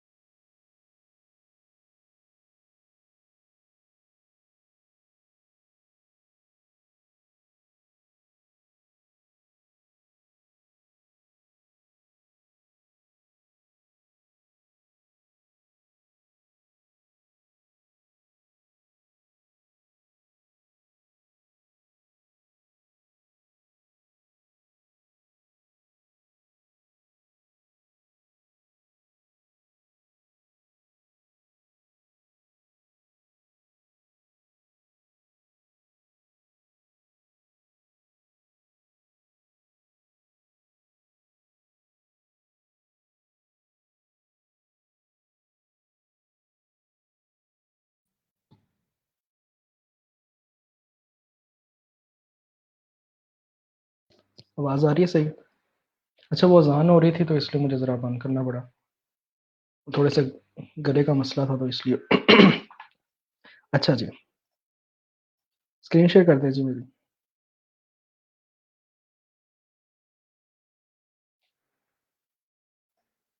Sorry, 1 minute.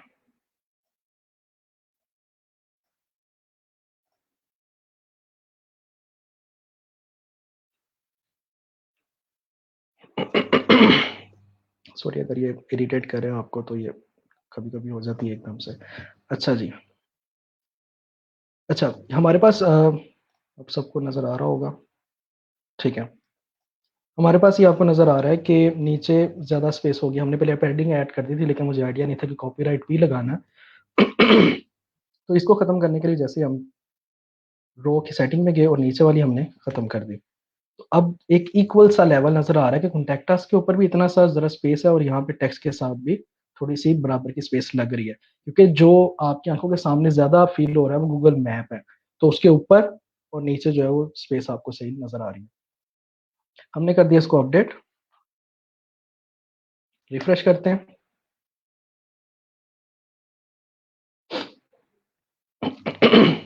जब भी आप यहाँ पे सर्च करोगे गूगल मैप पे, कोई भी सर्च करोगे तो लोकेशन आपकी लाज़मी आएगी। क्यों?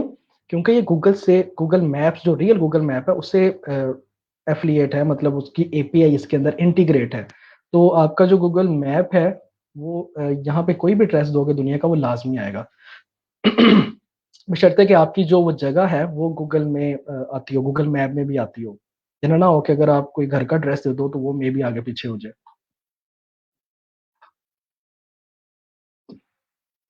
ठीक हो गया, हमारे पास आपके सामने हेडर और फुटर जो है वो आ गया।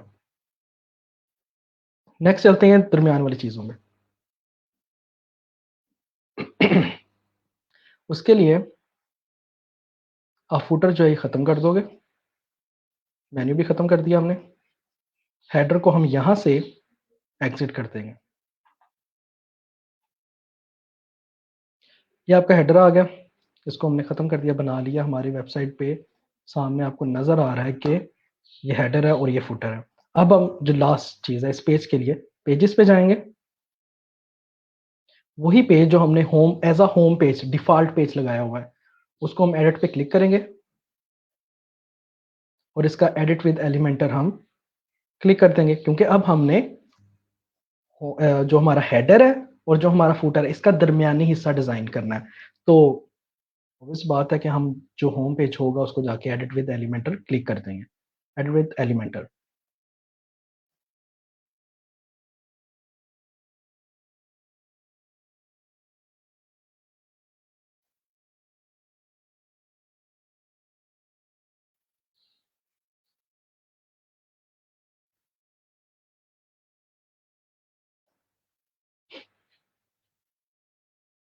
अच्छा, एक और चीज़ है वो मेरे ज़हन में नहीं रही, वो वाक़ई बहुत इम्पोर्टेंट है कि वेबसाइट हमने रिस्पॉन्सिव भी करनी है टैबलेट और मोबाइल पे। तो उसको भी हम लास्ट पे देखते हैं। पहले आप एक दफ़ा बना लेते हो, फिर उसके बाद आप अगर अनटिल अनलेस कि आपने कोई चीज़ बार-बार डुप्लीकेट ना करनी हो, अगर डुप्लीकेट करनी हो तो उसको एक ही दफ़ा हम हेडर उसका टैबलेट और मोबाइल रिस्पॉन्सिवनेस एक ही दफ़ा चेक कर लेते हैं ताकि आपका वर्क ज़्यादा ना हो। फॉर एग्ज़ाम्पल आपने एक रो 12 दफ़ा डुप्लीकेट करनी है, तो उसके लिए आप एक ही दफ़ा एक रो बनाओगे और उसका एक ही दफ़ा टैबलेट और मोबाइल व्यू देख लोगे, फिर उसके बाद उसको डुप्लीकेट करोगे, उसको रिस्पॉन्सिव करने के बाद। हेडर और हमारा जो फुटर है वो भी हम अभी देख लेते हैं। देख लें, जब हमने हेडर डिज़ाइन किया था कुछ नहीं था नज़र आ रहा, सिर्फ हेडर डिज़ाइन हो रहा था। फुटर डिज़ाइन किया था तो तब ऊपर हेडर नज़र आता है, नीचे फुटर डिज़ाइन हो रहा होता है। पेज पे जो आपने हेडर बना लिया वो भी नज़र आएगा और फुटर भी, क्योंकि इसके दरमियान जो हिस्सा है इसको हम एडिट कर रहे हैं, इन दोनों के दरमियानी हिस्से को। स्टार्ट करते हैं जी।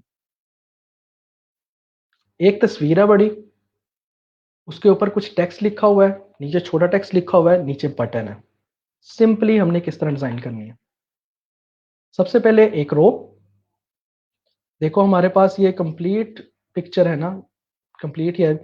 इस क्लाइंट ने यहाँ से साइडों पे ज़रा पैडिंग दे दी है लेकिन हमें कंप्लीट चाहिए, तो हम एक रो विद वन सेक्शन जो है वो ये ऐड करेंगे, ये वाली ऐड होगी हमारे पास रो। अभी जो पिक्चर है ये उसने पिक्चर का एलिमेंट नहीं लगाया, ये बैकग्राउंड पिक्चर है, रो की बैकग्राउंड पिक्चर। जैसे आपने फुटर में देखा था कि उसका बैकग्राउंड कलर था ग्रे, इसी तरह ये रो की बैकग्राउंड पिक्चर है। तो जैसे हमने कलर लगाया था बैकग्राउंड, उसी तरह पिक्चर लगाएंगे। पैकेट पे जाएंगे। ये आपकी रो की सेटिंग है, इस पे क्लिक करेंगे, स्टाइल, बैकग्राउंड टाइप क्लासिक, पहले हमने क्लासिक पे क्लिक किया था, क्लासिक करेंगे, कलर लगाएंगे तो कलर लग जाएगा, इमेज लगाना चाहेंगे तो इमेज लग जाएगी। चूज इमेज, मैंने ऑलरेडी अपलोड की हुई है इमेज, आप यहाँ से जाके कर सकते हो। कौन सी तस्वीर है भाई? ये वाली तस्वीर आ गई, इंसर्ट मीडिया।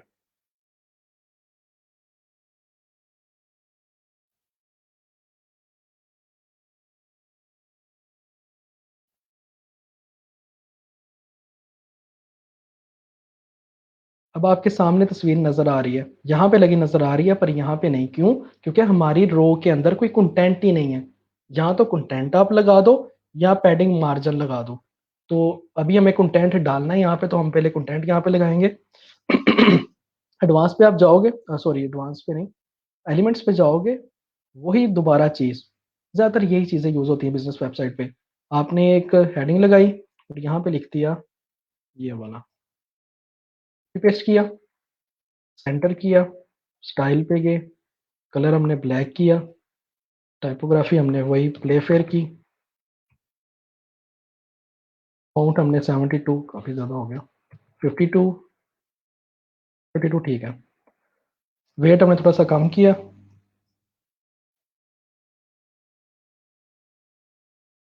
ठीक हो गया जी।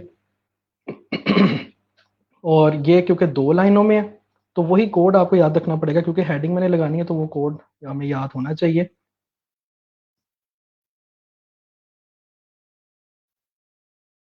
हेल्थ के बाद यहाँ पे हम कोड लगाएंगे वही BR वाला। ये हमारे पास इंटर का ही ये मतलब जैसे आप इंटर करते हो ना, उसी तरह ये कोड काम करता है HTML में, BR वाला। ये हमने लगाया, स्टाइल में गए, टाइपोग्राफी, लाइन हाइट हमने थोड़ी सी ज़्यादा कर दी यहाँ पे। आपने इतनी ज़्यादा नहीं कर देनी कि भाई हम तस्वीर शो कराने के लिए लाइन हाइट यूज़ करें, ऐसे नहीं होता। थोड़ी सी लाइन हाइट, इन दोनों में जो फासला होता है उसे लाइन हाइट कहते हैं। लाइन हाइट हमने शो करवाई और हमने अपडेट कर दिया। फ्रंट एंड पे जाते हैं और यहाँ पे जाके हम सर्च करते हैं, सॉरी फ्रेश करते हैं।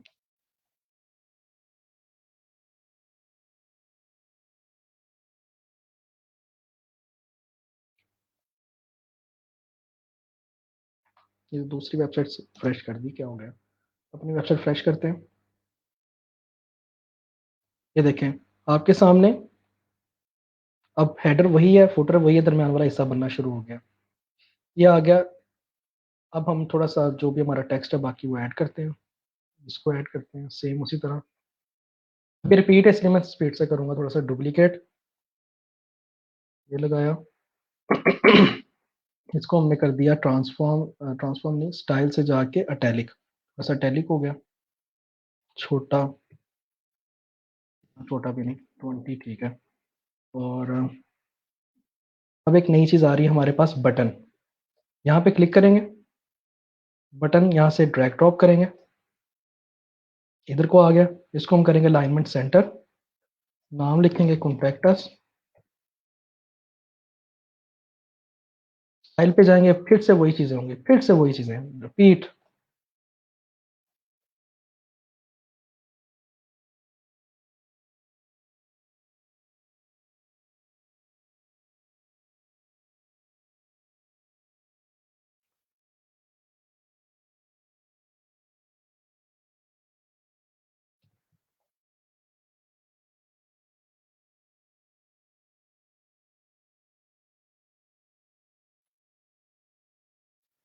कॉन्टैक्टस हमने लगा दिया यहाँ पे। और अब थोड़ी सी लेटर स्पेसिंग देंगे, हम चाहते हैं कॉन्टैक्टस के दरमियान लेटर स्पेसिंग हो, तो यहाँ से हम लेटर स्पेसिंग दे सकते हैं। तो ये हमारा ऑलमोस्ट थोड़ा सा इस तरह का बना है। अब हम चाहते हैं कि पूरी तस्वीर हमें नज़र आए, उसके लिए हम क्या करेंगे, हम जाएंगे वही सेक्शन की सेटिंग में, ऊपर पैडिंग चाहिए हमें, नीचे पैडिंग चाहिए। यहाँ पे पैडिंग देंगे फॉर एग्जांपल हम 250 की और 250 की नीचे। अगर ये ज़्यादा होगी तो हम देंगे 200 कर लो और 200, ये ऊपर नीचे नज़र आ रही है। हमारी तस्वीर जो है वो सेंटर में नहीं आ रही, यहाँ पे तस्वीर सेंटर पे है, यहाँ पे नहीं आ रही। उसके लिए क्या करेंगे, स्टाइल में जाएंगे, सेक्शन के ही पोजीशन जो सी आपने रखनी है, ये पोजीशन आ गई आपकी। उसके बाद रिपीट होनी चाहिए कि नहीं, रिपीट नहीं होनी चाहिए, एक ही दफ़ा ही आनी चाहिए। और साइज आपने कवर कर देना, कवर करेंगे ना तो वो जितनी वो उसका साइज होता है पूरी रो का, उसके अंदर फिट हो जाएगी from one end to another end. ठीक होगी। अब एक और चीज़ नोट करो, यहाँ पे थोड़ी सी तस्वीर जो है वो ग्रे आउट है, मतलब थोड़ा सा ग्रे कलर आपको नज़र आ रहा होगा यहाँ पे। तो इसको आप यहाँ पे क्लिक करोगे, यहीं पे आपके सामने ये आपका बैकग्राउंड है और नीचे आ रहा है बैकग्राउंड ओवरले। ओवरले पे क्लिक करोगे, बैकग्राउंड टाइप क्या हो, क्लासिक, कलर क्या हो, ब्लैक कर दो। ये आपके सामने ग्रे आउट नज़र आ रहा है थोड़ा सा। और ओपासिटी क्या रखनी, अगर तो आप इसको कर दोगे 1 तो सारा गायब हो जाएगा, आपका कलर आ जाएगा। अगर आप इसको कर दो, जितना आपने रखना है उतना कर लो, आपके सामने नज़र आ रहा है तो आप यहाँ से कर सकते हो। फॉर एग्जांपल इतना रखते हैं, इसको थोड़ा सा कम है, इतना कर देते हैं। अब आपका टेक्स्ट जो है वो ब्लैक है, इसको हम वाइट कर देते हैं, क्लिक करके वाइट हो गया, और इधर क्लिक करके वाइट हो गया। तो ये थोड़ा सा मैं चीज़ें छोड़ देता हूँ ताकि बाद में आपको पता लगे, ताकि हर चीज़ थोड़ी थोड़ी आपको क्लियर हो जाए। एक चीज़ हमारी रहेगी कि इस इन दोनों के दरमियान जो फासला है वो ज़रा कम है हमारे पास, तो यहाँ तो आप पैडिंग लगा दो या फिर आप स्पेसर यूज़ कर लो। यहाँ से स्पेसर, ये स्पेसर का एलिमेंट है, यहाँ रखा, नहीं रखा गया, यहाँ पे रखा, और जितनी आपने स्पेस देनी है उतनी दे दो। फॉर एग्जांपल हम देते हैं 10 की बहुत है, और फिर से स्पेसर का एलिमेंट और यहाँ पे स्पेस दे दो, 10 की काफ़ी है। ये आपके सामने यहाँ पे ज़रा ज़्यादा लग रहा है, हाँ भी तो फिर भी ठीक है। बड़ा अपडेट करते हैं, डिस्प्ले में जाके देखते हैं, तो ये आपके सामने वो वाला इफेक्ट नज़र आ रहा है। नो डाउट मुझे एग्जैक्ट याद नहीं कि उस टाइम मैंने कौन सा ग्रे यूज़ किया था, तो थोड़ा सा ग्रे जो है वो फ़र्क है। ठीक है जी, ये हमारा हो गया हेडर। अब नेक्स्ट हमने एक चीज़ देखनी है, वो क्या है,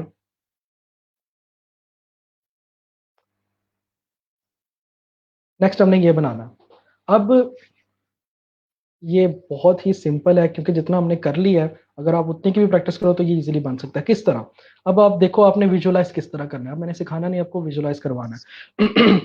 विजुअल आप इस तरह कर सकते हो, एक रो है, ये देखो, आपको एक रो ऐड करोगे,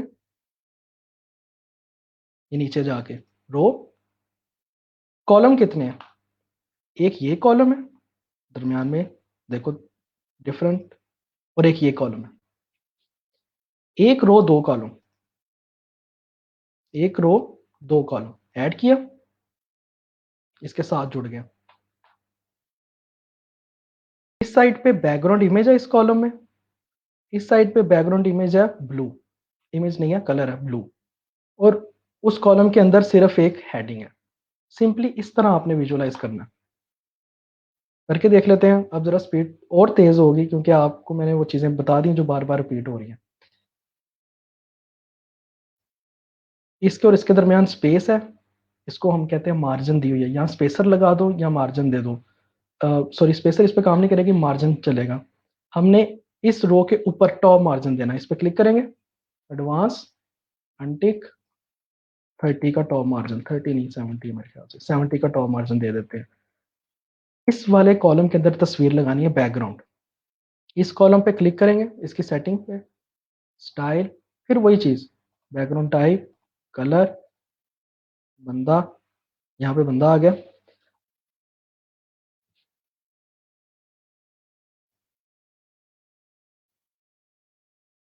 जो भाईजान कितना टाइम लोगे,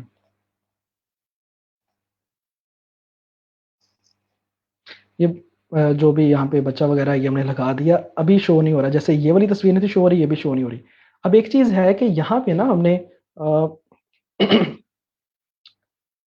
यहाँ पे हमने कोई कंटेंट ऐड नहीं करना, तो फिर हम यहाँ पे स्पेसर लगा देंगे। स्पेसर पकड़ा, यहाँ पे ऐड कर दिया और स्पेसर की हाइट बढ़ा दी। ये यहाँ पे इतनी हाइट हो गई, फॉर एग्जांपल इतना चाहिए हमें। और अभी हमें वो बच्चा नज़र नहीं आ रहा, क्योंकि जैसे हमें ये तस्वीर से ही नज़र नहीं आ रही थी, इसी तरह वो बच्चा नज़र नहीं आ रहा। हमें वही दोबारा बैकग्राउंड की सेटिंग करना पड़ेगी। यहाँ पे क्लिक करेंगे, edit column, style, centre centre, attachment कुछ भी नहीं, रिपीट, नो रिपीट, कवर। ये देखें सर, वही सेटिंग दोबारा, ये चीज़ दूसरी बार रिपीट हो रही है। वही कलर, वही मतलब तस्वीर हो गई यहाँ पे, और कवर हो गया, और सेंटर सेंटर हो गया, ये यहाँ पे आ गया। इस वाले कॉलम पे हमने क्या करना है, इस वाले कॉलम पे हमने कलर लगाना है। क्लिक किया यहाँ पे, style, background type, colour, blue colour लगा दिया, ब्लू कलर लग गया। इस वाले कॉलम पे हमने हेडिंग लगानी है। हेडिंग यहाँ से उठाई, यहाँ फेंकी, जो भी उनका ये था कॉपी पेस्ट किया, यहाँ पे लगा दिया। जहाँ पे उनका हमें चाहिए था बी आर लगाना, तो वहाँ पे हम बी आर लगा देंगे। एक दफ़ा लगाना ठीक है, नहीं तो एक दफ़ा और लगा लो। सेंटर में किया, स्टाइल में गए, कलर वाइट किया, हमने फैमिली जो है फ़ॉन्ट फैमिली वो की, यहाँ से 16 20 कर लो, 16 कर लिया। अच्छा, यहाँ पे सेंटर में नहीं है, तो इसलिए सेंटर में नहीं रखेंगे। अब एक चीज़ है कि आपके सामने ये चीज़ सेंटर में नज़र आ रही है और यहाँ से स्टार्ट हो रही है बजाय कि यहाँ से। उसके लिए आप क्या करोगे, ये कॉलम पे क्लिक करोगे, कॉलम की सेटिंग पे, पैडिंग, और यहाँ पे आप पैडिंग दे दोगे 50 की, कि हर तरफ से कॉलम के अंदर जो भी कंटेंट होगा उसे 50 की पैडिंग कर दो। एक चीज़ होगी। अब हमने इसको सेंटर में लाना है, ये यहाँ पे इसको सेंटर में लाना है। इस रो पे क्लिक करो, यहाँ से लेआउट पे जाओ, यहाँ लिखा है कि आपकी जो अलाइनमेंट है वो क्या हो, मिडल। जो भी कंटेंट है वो पूरी रो में कहाँ पे प्लेस हो, मिडल पे। तो आपका कंटेंट जो है वो मिडल में प्लेस हो जाएगा। रिफ्रेश करते हैं,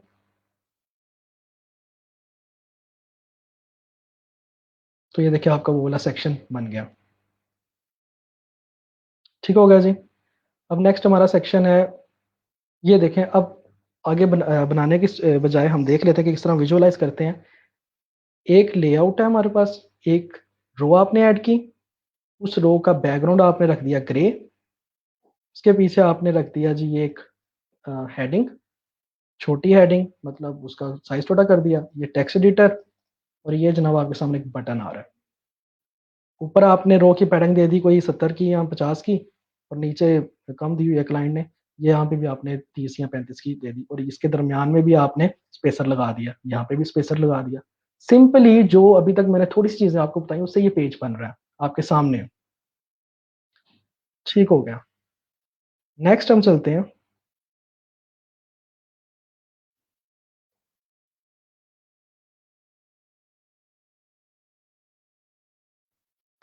ये एक तस्वीर है सर, ये लगानी कोई मुश्किल नहीं है, आपके सामने नजर आ रही है। अगेन वही कि आपने एक रो ऐड की, बैकग्राउंड ऐड किया, ये तस्वीर सेंटर सेंटर किया और कवर किया, ये तस्वीर लग जाएगी। नेक्स्ट चलते हैं, फिर से वही रो है। यही वाली रो को, यही वाली रो को आप, जिस तरह ये रो है ना पूरी, इसको ही आप डुप्लीकेट करो तो वो नीचे आ जाती है। इसी को उठा के आप जहां मर्जी लेके जा सकते हो। तो यहाँ पे क्या है, यही वाली रो को कॉपी पेस्ट करो और उठा के इस वाली रो के नीचे रख देना, तो ये भी लग जाएगा। इसके लिए क्या करेंगे, बस मैं बना ही देता हूँ। अभी सिर्फ आपने देखना है, मैं क्योंकि बना रहा हूँ, टाइम की थोड़ी सी बंदिश है, इसलिए बस जल्दी से हम इसको कर रहे हैं। ये वाला हमने बनाना है जी। रो ऐड की, ऐड किया यहाँ पे, इसको मार्जिन दिया हमने 70 का। हेडिंग, हेडिंग यहाँ पे पड़ी हुई है हमारे पास, इसको उठाते हैं। बार बार क्यों उसको करना। हेडिंग यहाँ पे आ गई, कलर इसका वाइट है, हम रखते हैं जी ब्लू। हेडिंग आ गई, साइज थोड़ा सा हम इसको कर देते हैं छोटा, ज़्यादा छोटा हो गया, 42 हो गया ये। और ये 1 रो है, पूरा एक ही लाइन में। उसके बाद ये सारा कॉपी किया और टेक्स्ट एडिटर में हमने यहाँ पे रख दिया, फिर इसको हमने पेस्ट कर दिया, सेंटर में कर दिया। फिर इसका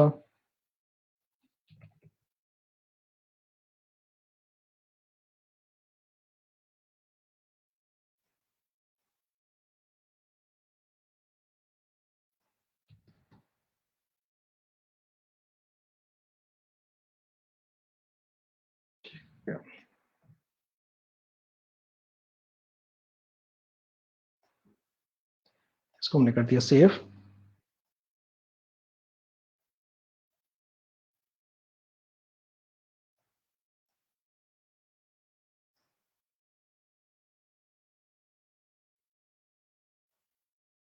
कंटेंट हमारे पास जो कॉपी पेस्ट हुआ है वो प्रोस्पेक्टिव, ठीक है, इसको भी फॉर द टाइम ऐसे रहने देते हैं। अपडेट हो गया। इसी सेक्शन को हम डुप्लीकेट करेंगे, यहाँ पे नीचे लेकर आएंगे और ये जो है ये हम बनाना चाह रहे हैं। इसको हम करेंगे जी स्टाइल, कलर इसका चेंज कर देंगे, हम कर देंगे ग्रे आउट। मैं ज़्यादातर यूज़ करता हूँ F9। ठीक हो गया। इसको हम कर देंगे ब्लैक, और जो भी आपको यहाँ पे नज़र आ रहा है इसको आप यहाँ पे कॉपी पेस्ट कर सकते हो। मतलब वही 2-3 लाइनें आपने बनाई हैं और बाकी सारी जो है वो ऑटोमेटिकली बन रही हैं। तस्वीर यहाँ से चेंज करनी है, जाके आप दोबारा से तस्वीर चेंज कर सकते हो। कौन सी वाली लगी हुई है, सर पकड़ के बैठी है बेचारी, डिप्रेशन है इसको। तो डिप्रेशन हो गया है यहाँ पे, ये वाली रो बन गई आपकी।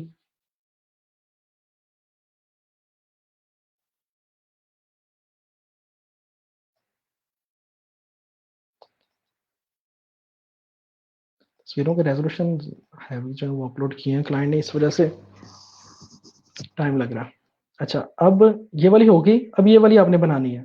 सिंपली इसको आपने डुप्लीकेट करना है और इधर वाली तस्वीर को उठा के आपने इधर कर देना नीचे जब आप डुप्लीकेट करोगे, और यहाँ पे आपने टेक्स्ट चेंज करना है। तो इस तरह आपका सारा पेज जो है वो बनता जाएगा।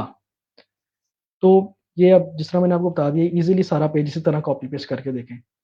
ये वही चीजें हैं, वही 4 एलिमेंट्स जो आपको बताए हैं मैंने। एक तो सेक्शन का बैकग्राउंड, एक कॉलम का बैकग्राउंड, एक आपको मैंने बताया जी हेडिंग, टेक्स्ट एडिटर और बटन और स्पेसर। बस ये 4 एलिमेंट से देखेंगे पूरा एक पेज बन जाएगा, और बाकी पेज भी इसी तरह बने हुए हैं। तो बिजनेस वेबसाइट में मेनली ये 4-5 ही यूज होते हैं। आपने सिर्फ थोड़ा सा प्रैक्टिस करनी है तो आपको ये आ सकता है। एक मैं चीज बता दूं, मैंने अभी नजर पड़ी है, बार बार पूछ रहा है रिस्पॉन्सिवनेस का।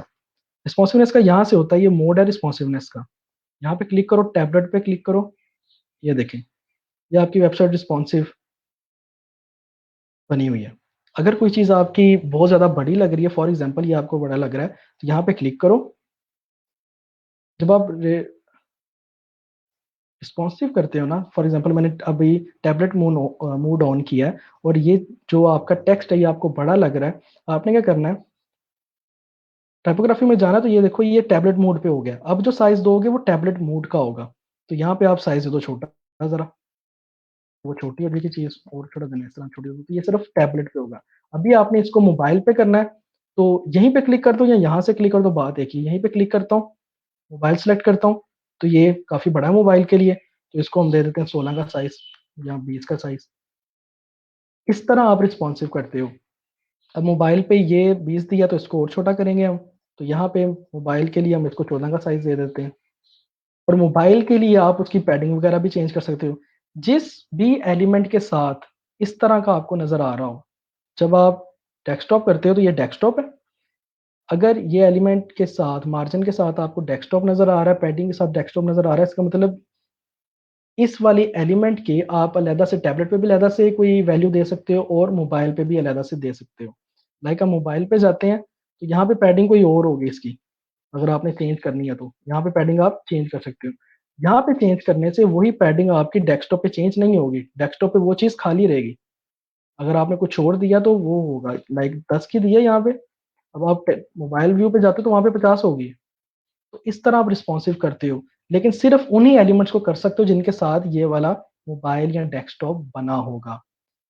तो अगर आप कहते हो कि ये जो वेबसाइट अभी तक हमने बनाई है ये हमने रिस्पॉन्सिव करनी है, मोबाइल के लिए अभी देखते हैं सिर्फ, ये कॉन्टैक्ट अस है, कॉन्टैक्ट अस का जो टाइटल है ये काफ़ी बड़ा है मोबाइल के लिए, उसको हम 14 कर देते हैं, कॉन्टैक्ट अस छोटा हो गया।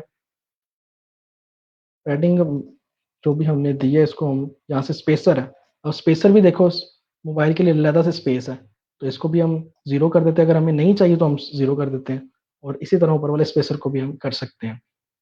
ये ठीक है ऑलरेडी मोबाइल पे। ये अगर आपको ज़्यादा साइज़ लग रहा है तो इसको आप वहीं पे जाके छोटा साइज़ कर दो, लाइन हाइट थोड़ी सी बढ़ा दो। ये लाइन हाइट डेस्कटॉप पे नहीं होगी, ये सिर्फ मोबाइल पे होगी क्योंकि इसके साथ ये वाला साइन है, ये वाला साइन है। लेकिन इनके साथ साइन नहीं है तो इसका मतलब जो आप डेस्कटॉप पे करोगे वही मोबाइल पे होगा। अगर आप मोबाइल पे आके इसको चेंज करोगे तो डेस्कटॉप पे भी चेंज हो जाएगा। तो ये वाला साइन आपने देखना है एलिमेंटर में। सेम इसी तरह ये सारी चीज़ें आपके सामने हो सकती हैं। तो जनाब ये थी एक छोटी-सी वेबसाइट, काफ़ी टाइम लग गया उसमें भी माशाल्लाह, 45 मिनट का सेमिनार था तो अभी 131 हो गए, टाइम हो गया। तो ये थी एक छोटी-सी वेबसाइट जो मैं आपको दिखाना चाह रहा था कि इतना कोई मुश्किल नहीं है, प्रैक्टिस करनी पड़ती है, लेकिन जैसे अभी आप बैठे-बैठे आपको पता चल गया 4 से 5 चीज़ें हैं एलिमेंट, उसको ही हम रीयूज़ करके, उसको ही हम दोबारा से डुप्लिकेट करके हम सारी वेबसाइट अपनी बना रहे हैं। एक पेज हमने बना लिया है, यही पेज थोड़ा-सा तरतीब से बनाया जाए, जैसे क्लाइंट ने डाटा दिया है, तो ये लैंडिंग पेज कहलाता है, और लैंडिंग पेज जो है वो $50 से स्टार्ट होता है फाइवर पे, अगर आपका एक्सपीरियंस अच्छा है।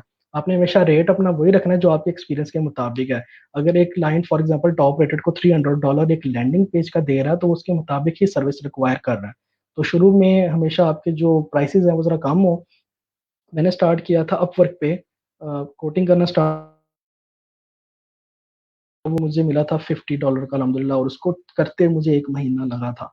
क्योंकि वो तब वर्डप्रेस नहीं था इतना, तब क्लिप बकेट एक था, यूट्यूब की तरह की वेबसाइट बनानी थी, तो वो था, वो इंस्टॉलेशन ऑफ स्क्रिप्ट थी, लेकिन मुझे काफ़ी टाइम लगा, क्लाइंट ने भी काफ़ी मेरा सर खाया, लेकिन एक रिव्यू के लिए मैं पूरा महीना उस पे इसलिए खपा ताकि फर्स्ट रिव्यू जो वो मेरा है वो 5 स्टार हो जाए, और जब वो फर्स्ट रिव्यू हो गया था तकरीबन 1 महीना लगा, उसके बाद माशाल्लाह मुझे $300 का प्रोजेक्ट जो है वो सेकंड जो है वो मिला था, और वो भला क्या था, ओपन कार्ट तब एक है जिसमें वो कॉमर्स है ना, इस तरह ओपन कार्ट एक स्क्रिप्ट है, उस पे ई कॉमर्स वेबसाइट बनती थी, उसमें सिर्फ प्रोडक्ट ऐड करने थे, कोई थे वो मेरे ख्याल से 80 से 90 प्रोडक्ट थे, $150 का प्रोजेक्ट था, $150 टिप थी। तो मैं काफ़ी खुश हुआ, तो उसके बाद मुझे हिम्मत मिली कि भाई यही काम करना चाहिए। तो बहरहाल मोटिवेट रहें आप इस चीज़ पे कि ये इतना कोई मुश्किल काम नहीं है जैसे बनाया हुआ सबने, लेकिन प्रैक्टिस आपने लाज़मी करनी है। जितना आता है वही आपने करना है, वही प्रोजेक्ट पकड़ने हैं जो मतलब ये नहीं है कि आप मैंने ये अलमिया देखा है बच्चों का कि सर हमें प्रोजेक्ट नहीं आते, फाइवर पे प्रोजेक्ट नहीं, हम क्या करें, हम क्या करें? जब प्रोजेक्ट आते हैं तब ढूँढते फिरते हैं, सर ये कैसे करना? भई ये चीज़ नहीं आपने करनी कि प्रोजेक्ट नहीं आ रहा है, प्रोजेक्ट नहीं आ रहा है, और जब आ जाते हैं ये कैसे करना है? प्रोजेक्ट पहले अपने आप को उस काबिल बनाओ कि जो भी प्रोजेक्ट आ जाए आप उसको हैंडल कर सको, और वो ही प्रोजेक्ट पकड़ो जो आप वाक़ई हैंडल कर सको। ये सोचो कि भाई एक प्रोजेक्ट आ गया अब इसको कर लूँगा, किसी से करवा लूँगा, नहीं हुआ तो वो फिर नेगेटिव या कैंसलेशन रेट आपका बढ़ता है, जो कि अच्छी बात नहीं है। स्टार्ट में वही प्रोजेक्ट पकड़ो जो ईज़ी हैं। अच्छा जी, इसके बाद कोई चीज़ अगर रह गई हो तो 1 मिनट। जी एहसान, यहाँ तक तो हो गया माशाल्लाह, नेक्स्ट देखते हैं। सर, इसके अलावा अगर कोई टिप्स डांसिंग के लिए, इंथुजियास्ट के लिए, तो आप थोड़े से ज़रा दे दें। फ्रीलांसिंग स्किल के लिए मेरी एक वीडियो है वहाँ पे डिसलिमी पे भी, फर्स्ट मेरी वीडियो है, वो आप जाके देख सकते हो। उसमें अभी मेरा इतना एक्सपीरियंस भी नहीं था बोलने वगैरह में भी, लेकिन वो मैंने बनाई थी कैमरे के सामने, मेरा फर्स्ट टाइम था। उसमें मैंने कुछ स्किल्स बताए थे कि मेरे ख्याल से जो सबसे पहला स्किल है, एक तो है टेक्निकल स्किल, मतलब जो आपने काम करना है, और नेक्स्ट जो स्किल है वो है कम्युनिकेशन स्किल। कम्युनिकेशन स्किल आपका बहुत अच्छा होना चाहिए, मतलब अगर आपको क्लाइंट से बात करनी नहीं आती तो आप कोई भी लीड जो है वो फाइनल नहीं कर सकते। तो मेरे हिसाब से कम्युनिकेशन स्किल्स जो है वो आपका सबसे ज़्यादा फिट होना चाहिए, ताकि आप कम्युनिकेट कर पाओगे तो आप क्लाइंट को मोल्ड भी कर सकते हो। ये नहीं है सर मेरे पास जैसे स्टूडेंट आते हैं, मेरे पास एक क्लाइंट आया उसको ये ही चाहिए। मैं कह रहा हूँ भई उससे कहो ये पॉसिबल नहीं है। इसका अल्टरनेटिव जो है वो कर लेते हैं। हो सकता है इसी बजट में हो जाएगा। जब आप कहते हैं इसी बजट में हो जाएगा, अल्टरनेटिव है वो कर लेंगे, तो वो मान जाता है। अगर आप कहोगे एक तरह से ये भी कह सकते हो ये होगा तो इसके इतने ज़्यादा होंगे, लेकिन अल्टरनेटिव सेम है, इसके इतने कम प्राइस होगी। तो जब कम्युनिकेशन स्किल आपके अच्छे होंगे तो आप उसको अल्टीमेटली मोल्ड कर सकते हो क्लाइंट को। मैंने कई क्लाइंट्स को अच्छा खासा मोल्ड किया कि भाई ये इस तरह नहीं हो सकता, मैं ये कर सकता हूँ, ये मुझे आता है, इस प्लगइन से हो जाएगा। अगर आप कहते हो तो फिर इसी बजट में हो जाएगा, तो वो कहते हैं ठीक है। तो उसको मोल्ड करना है आपने, बकायदा उसे गाइड करना है। अनटिल अनलेस कि कोई ऐसा क्लाइंट आ जाए जो माशाल्लाह आपका दिमाग ही ज़ाया कर दे, वो अलहदा बात है। लेकिन आपने क्लाइंट की बातों से देखना है कि वो इस काबिल है कि आप उसका प्रोजेक्ट ले सको, ये भी बड़ी बात है। कुछ क्लाइंट होते हैं, उनके आते सारी एक मैसेज में एक मैसेज होता है, मैं बड़ा चूज़ी हूँ, मैं जल्दी मानता नहीं हूँ डिज़ाइन पे, मैं गलतियाँ बड़ी निकालता हूँ, तो उसे कहो भाई हमें पहले ही माफ़ करो आप। जब वो आपको पहले ही डरा रहा है ना कि प्रोजेक्ट के स्टार्ट होने से पहले कि भाई मैं बहुत बला चीज़ हूँ, तो आपको भाई हमने अपना सर खराब नहीं करना, हम कोई और चीज़ कर और क्लाइंट पकड़ लेंगे जो कि एक ज़रा लीनिएंट हो। तो बेसिकली क्लाइंट की वर्डिंग से पता लगता है कि उसको आपने मतलब प्रोजेक्ट उससे लेना भी है कि नहीं लेना। कभी भी कोई प्रोजेक्ट आता है तो जल्दी उसके पीछे ना भाग पड़ो। जैसे फाइवर पे मेरा पहला प्रोजेक्ट था एक, अभी भी वो क्लाइंट मेरे फेसबुक पे ऐड है, थेरन मिलर उसका नाम था। तो मैंने उससे उसका एक प्रोजेक्ट था, उसने एक बियर्ड जो कॉम्बिंग होती है ना, बियर्ड के ऊपर एक एफिलिएट वेबसाइट उन्होंने बनानी थी। वो मैंने उन्हें बना के दी, बन रही थी $300 की। मैंने कहा सर मैं आपको 110 की बना दूंगा, 10 से 15 पेजेस थे। पहला प्रोजेक्ट था मेरा। तकरीबन फाइवर में मुझे 4 से 5 दिन में मिल गया था जब मैंने बाय रिक्वेस्ट सेंड की थी, क्योंकि मुझे मेरा ऑलरेडी एक्सपीरियंस था अपवर्क पे। वो पहला प्रोजेक्ट था, वो किया मैंने। फिर एक कनेडियन एंटरप्रेन्योर थी सुनंदनी वर्मा, उसकी वेबसाइट मेरे पोर्टफोलियो में देखी होगी आपने। वो भी क्लाइंट थी, वो थी आउटसोर्स करती थी सारा जो भी अपना काम है। तो वो उसके बाद तकरीबन मेरे साथ 2 से 3 साल रही है, अभी भी है, लेकिन उसका बिजनेस चेंज हो गया, वो एंड्रॉयड ऐप्स की तरफ चली गई। तो अपने क्लाइंट के साथ एक बॉन्डिंग बना के आपने रखनी है, उसे मोल्ड करना है कि क्या चीज़ होनी चाहिए, क्या आप कर सकते हो। ये नहीं कि मैं हर चीज़ कर सकता हूँ, ऐसे नहीं। मेरे पास क्लाइंट आते हैं, कहते हैं लोगो डिज़ाइन कर सकते हो, मैं कहता हूँ नहीं सर, मेरे मेरे पास ना कोई बंदा है और ना मैं कर सकता हूँ। आप लोगो डिज़ाइन करवा के लाओ और उसके बाद आप मेरे पास आओ। और इसी तरह करते हैं, वो लोगो डिज़ाइन जाके करवाते हैं, फिर मेरे पास आते हैं। बशर्ते ये कि पहले मैं लोगो डिज़ाइन करूँ, लोगो डिज़ाइन करके कोई 2 हफ्ते ले ले और उसके बाद चेंजिंग पे चेंजिंग लोगो पे करूँ, फिर वेबसाइट की तरफ आऊँ। आप किसी को कि जो चीज़ आपको नहीं आती किसी और से करवाओ, बाकी आपके आपसे वो करवा ले। तो ये चीज़ होनी चाहिए कि कम्युनिकेशन स्किल आपका बेहतरीन हो, आपको मोल्ड करना आता हो और इंग्लिश पे ज़रा ग्रिप आपकी अच्छी हो, तो कोई भी प्रोजेक्ट है इंशाल्लाह आपके हाथ से नहीं जाता। तो छोटा-सा टिप यही है। और अगर जो न्यूबीज़ हैं उनके लिए टिप ये है कि भाई कंसिस्टेंट रहना आपने। मतलब कंसिस्टेंट का मतलब है कि अगर आपने फाइवर का कहीं देखा होगा, अपवर्क का देखा होगा, बिड्स करते रहना है, बाय रिक्वेस्ट भेजते रहना है, गिग को मॉडिफाई करते रहना है। ये नहीं कि 30 दिन आपने बस कर लिया और उसके बाद आपने छोड़ दिया। अल्हम्दुलिल्लाह मेरा एक स्टूडेंट है, वो मेरे साथ ही है फाइवर पे। जब भी आप वर्डप्रेस की गिग ओपन करोगे ना, मेरी गिग के साथ उसकी गिग आ रही होती है और मेरे से अच्छा खासा ज़्यादा कमा रहा है वो, अल्हम्दुलिल्लाह। और उसका ये था कि उस कंसिस्टेंट रहा है, उसने छोड़ी नहीं वो चीज़, और वो भी टॉप रेटेड है। तो अगर वो कर सकता है तो आप क्यों नहीं कर सकते? कंसिस्टेंट रहना सबसे बड़ी बात है कि आप कहते हो कि मैंने ये करना है। अगर वो कर सकता है तो मैं क्यों नहीं कर सकता? मेन चीज़ ये है। आपके पास तो माशाल्लाह वसाइल भी बहुत ज़्यादा है, आपके पास फ्रीलांसिंग के टिप्स भी बहुत ज़्यादा है। यूट्यूब पे हर एक ने शेयर किए हुए हैं। तो कंसिस्टेंट रहना है और सब्र का दामन जो है ना, वो बस थामे रखो। तो यही 2 टिप है आपके लिए, बाकी आगे बताएँ इंशाल्लाह। जी सर, सान। अगर किसी ने आपके चैनल से अगर सीखना हो तो वो कहाँ से स्टार्ट करें? एज़ वी कैन सी वहाँ पे बहुत वीडियोज़ हैं, तो उसका फ्लो एक आप बता दें कि किस तरह हम स्टार्ट कर सकते हैं। अच्छा, वो आप स्क्रीन शेयर करें, मैं आपको बताता हूँ वहाँ पे। अब आपके सामने ये चैनल आ रहा है मेरा, तस्लीमी के नाम से। अब इस पे इंशाल्लाह रमज़ान में मैंने लाइव आना शुरू हो जाना है। मैंने एक कमिटमेंट किया खुद के साथ कि अभी सोचा तो मैंने 30 डेज़ का है, 30 डेज़ ऑफ ब्लेसिंग और 30 डेज़ विद लर्निंग जो है। लेकिन मे बी 30 डेज़ पूरे ना आ पाऊँ, थोड़े से दिन आगे पीछे हो सकते हैं। लेकिन मैं सोच रहा हूँ कि मैं पहले रोज़े से इस पे लाइव आऊँ। 2 साल से ये चल रहा है, वीडियो चल रही है, क्योंकि वर्डप्रेस इतना चेंज नहीं हुआ, लेकिन वीडियो जो न्यू है वो मैं इस पे लगाना शुरू कर दूँगा। आपने क्या करना है, आपने मेरे चैनल पे जाना है, यहाँ पे डीएसली में लिखोगे तो डिजिटल मी पे क्लिक करोगे सर्च में, तो यहाँ पे आ जाओगे। एक तो मैंने प्लेलिस्ट बनाई हुई है, उस पे आप जा सकते हो। ये पहली प्लेलिस्ट है, ये पहला मेरा वेबिनार था इस चैनल पे। इसमें मैंने गिग बनाना सिखाया, अगर आपने देखने तो आप ये देख सकते हो। उसके बाद ये प्लेलिस्ट है WordPress training in Urdu and Hindi 2018-19। तो इसमें 26 वीडियोज़ हैं, ये आपने पहले देखनी है। उसके बाद इसमें 31 वीडियोस हैं, इसमें एक 3 घंटे की वीडियो है जिसमें काफ़ी कुछ इन 26 वीडियो वाला है, क्योंकि ये मैंने अलहदा से पेड लेक्चर बनाए थे, ये फ्री लेक्चर थे। लेकिन आपने पहले ये देखना है, फिर ये 31 वीडियोस 3 घंटे वाला जो ना, उससे आपके सारे कॉन्सेप्ट वर्डप्रेस से रेलिवेंट क्लियर हो जाएंगे, और उसके बाद बाकी 30 वीडियोस हैं छोटी-छोटी, वो आपने देखनी है। फिर उसके बाद अगर आप बहुत ज़्यादा सीखना चाहते हैं तो ये 4 ये वीडियो हैं और बाकी यहाँ पे नीचे हैं। अगर एक और तरतीब जिस तरह मैंने अपलोड किया है उस तरह आप सीखना चाहते हो, चैनल पे आओ, वीडियोस पे जाओ, यहाँ पे आ रहा है सॉर्ट बाय ओल्डेस्ट, ओल्डेस्ट पे क्लिक करना आपने। इससे क्या होगा, पहली वीडियो से लेकर आखिरी वीडियो तक आ जाएंगी। इसी तरतीब से भी चलोगे तो आपको कोई मसला नहीं आएगा। यहाँ से ये पहली वीडियो है, ये स्किल्स के बारे में, और ये सारी चल रही है नीचे। ये सारी वीडियोस आप देख सकते हो, और ये 3 घंटे की वीडियो है। इसमें ईच एंड एवरीथिंग वर्डप्रेस से रेलिवेंट जो है ना, विद प्रैक्टिस मैंने ब्लॉग बनाना सिखाया, वो आप यहाँ से देख सकते हो। फिर उसके बाद विजुअल कंपोजर और ये सारी हेडिंग वगैरह आपके सामने आ सकती हैं। इसके बाद इंशाल्लाह नई जो एडवांस वीडियो है वो भी मैं बनाना सिखाऊंगा। तो इस चैनल पे जाके आप बाकी जगह कोई किसी को शौक है वर्डप्रेस सीखने का तो वो वहाँ पे जा सकते हैं। जी जी ऐसा क्वेश्चन ले लें, मेरा ख्याल है आप। जी, अब क्वेश्चन की साइड पे मूव कर लेते हैं। सर यहाँ पे एक क्वेश्चन है नौशीन सलमान का, सर प्रैक्टिस के लिए थीम और प्लगइन प्रोवाइड कर दें।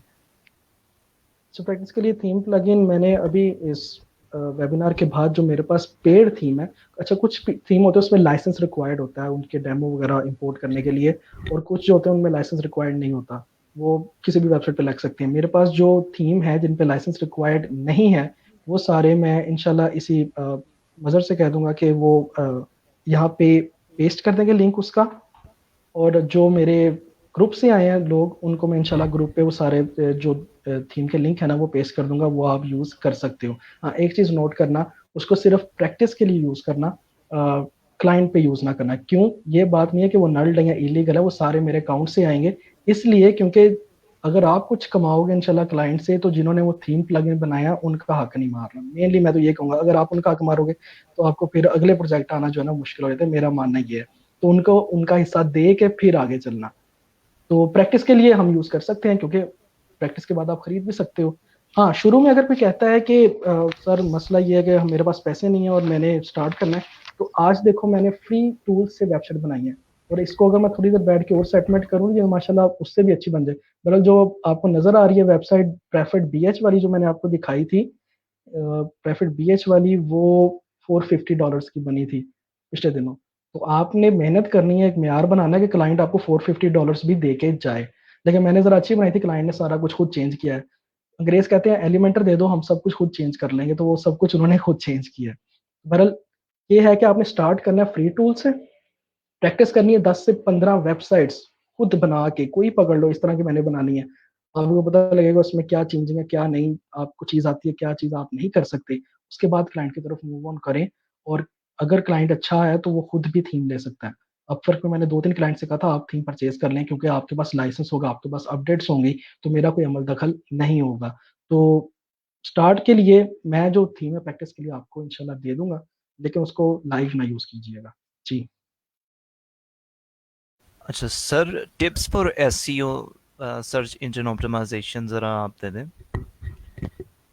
एसईओ के लिए वैसे मैं एसईओ में इतना एक्सपर्ट तो नहीं हूँ, क्योंकि आता मुझे सारा है अल्हम्दुलिल्लाह, लेकिन वो होता है ना कि कुछ मैंने देखे हैं 2 चीज़ें पढ़ के और उस पर वीडियो बनाना शुरू कर देते हैं अपने चैनलों पे, वो मैं नहीं करता। जो चीज़ पे मैं अल्हम्दुलिल्लाह जो समझता हूँ कि मुझे आती है मैं वही बताऊँ। लेकिन एसईओ पे अगर आपने एसईओ करना है अपने पेजेस का, तो वर्डप्रेस में योस्ट एसईओ एक प्लगइन है, उसमें आपने जो भी आपके पेज का कीवर्ड जिसको आप टारगेट कर रहे हो, वो आपके टाइटल में होना चाहिए, वो आपके डिस्क्रिप्शन में होना चाहिए। डिस्क्रिप्शन योस्ट एसईओ आपको बताता है कि आपने एक सर्टेन लेवल के बाद अपनी डिस्क्रिप्शन नहीं लिखनी, मतलब ग्रीन बार आता है, अगर आप उस सर्टेन लेवल के बाद आप लिखोगे तो वो रेड हो जाएगी, और उस लेवल से ज्यादा गूगल अलाउ नहीं करता। तो योस्ट एसईओ एक बना बनाया टूल है जिसमें आपको ये याद रखने की जरूरत नहीं कि टाइटल कितने इंचों का हो, डिस्क्रिप्शन कितने इंचों की हो, आप सिर्फ उसको यूज करो, वो खुद ही रेड और ग्रीन कर देगा उस चीज को। फिर उसके बाद आपने इमेजेस के अंदर टैग्स यूज करने हैं, डिफरेंट आल टैग्स होते हैं, जैसे एलिमेंटर मैंने आपको दिखाया, जो पहली इमेज थी या जो पहली हेडिंग थी, मैं अभी कोई एसईओ नहीं था देख रहा, मैं सिर्फ H1 H2 बस ड्रैग ड्रॉप करके उसको छोटा बड़ा कर रहा था। लेकिन जो आपका टैग होता है, कीवर्ड होता है, उसको देखना होता है कि H1 पे लगाना है, H2 पे कौन सा लगाना है, H3 पे कौन सा लगाना है। तो जितना मेरा नॉलेज है, अगर आप चाहते हो तो उस पर मैं वीडियो बना सकता हूँ, लेकिन उस पर मैं इतना कह लें गुरु नहीं हूँ कि रैंक मैंने करवाई है, लेकिन ऑन पेज एसईओ से ही। ऑफ पेज एसईओ में जो लिंक बिल्डिंग है ना, वो मुझे काम जो है ना वो जरा अजीब सा लगता है, तो इसलिए मैं वो करता नहीं हूँ, करवा लेता हूँ। तो ऑन पेज एसईओ अगर आप चाहते हो तो इंशाल्लाह उसकी मैं वीडियो एक ले आऊंगा, जितना मेरा नॉलेज है। जी। अच्छा, एक वीडियो की रिक्वेस्ट आई है, कॉन्टैक्ट फॉर्म में ईमेल सेटिंग करने की एक वीडियो बना दें, उसमें बहुत इशू आ रहा है, आप है ना व्यूअर को। ये वाकई आपने मेरे दिल वाला सवाल पूछा, कह लें आप। ये इशू आता है मेरे ना चैनल पे, एक वीडियो है आपको, बरल उसका नाम है कॉन्टैक्ट फॉर्म 7। किस तरह आप एक फॉर्म वगैरह बनाते हो, उसमें टू की फील्ड, कॉन्टैक्ट फॉर्म 7 के अंदर मैंने एक बड़ा जोर देकर पॉइंट है, टू की फील्ड में आपने क्या ऐड करना है और फ्रॉम की फील्ड में क्या ऐड करना है, वो डिसाइड करता है कि आपकी मेल कहाँ से जानी है। एक प्लगइन मैं आपको बताता हूँ। जब आप अपने वर्डप्रेस इंस्टॉल करते हो ना, आप गलती क्या करते हो, इंस्टॉल करते हुए आप अपना ईमेल आईडी दे देते हो कि saptan@live.com, जबकि वहां पे आपको ईमेल आईडी क्या देना चाहिए, सप्तान एट, जो आपकी वेबसाइट का लिंक है जिस पे आप अपना वर्डप्रेस इंस्टॉल कर रहे हो।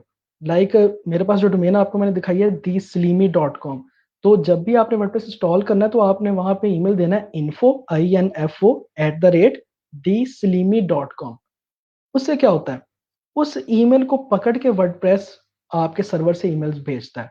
जब आप इस तरह करते हो कि saptan@live.com देते हो, तो वर्डप्रेस कहता है saptan@live.com का ना यूजर नेम दिया ना पासवर्ड दिया, तो मैं जो माइक्रोसॉफ्ट का लाइव सर्वर है वहां से कैसे ईमेल भेज सकता हूँ। तो वो फिर स्पैम में चली जाती है या फिर जाती नहीं है।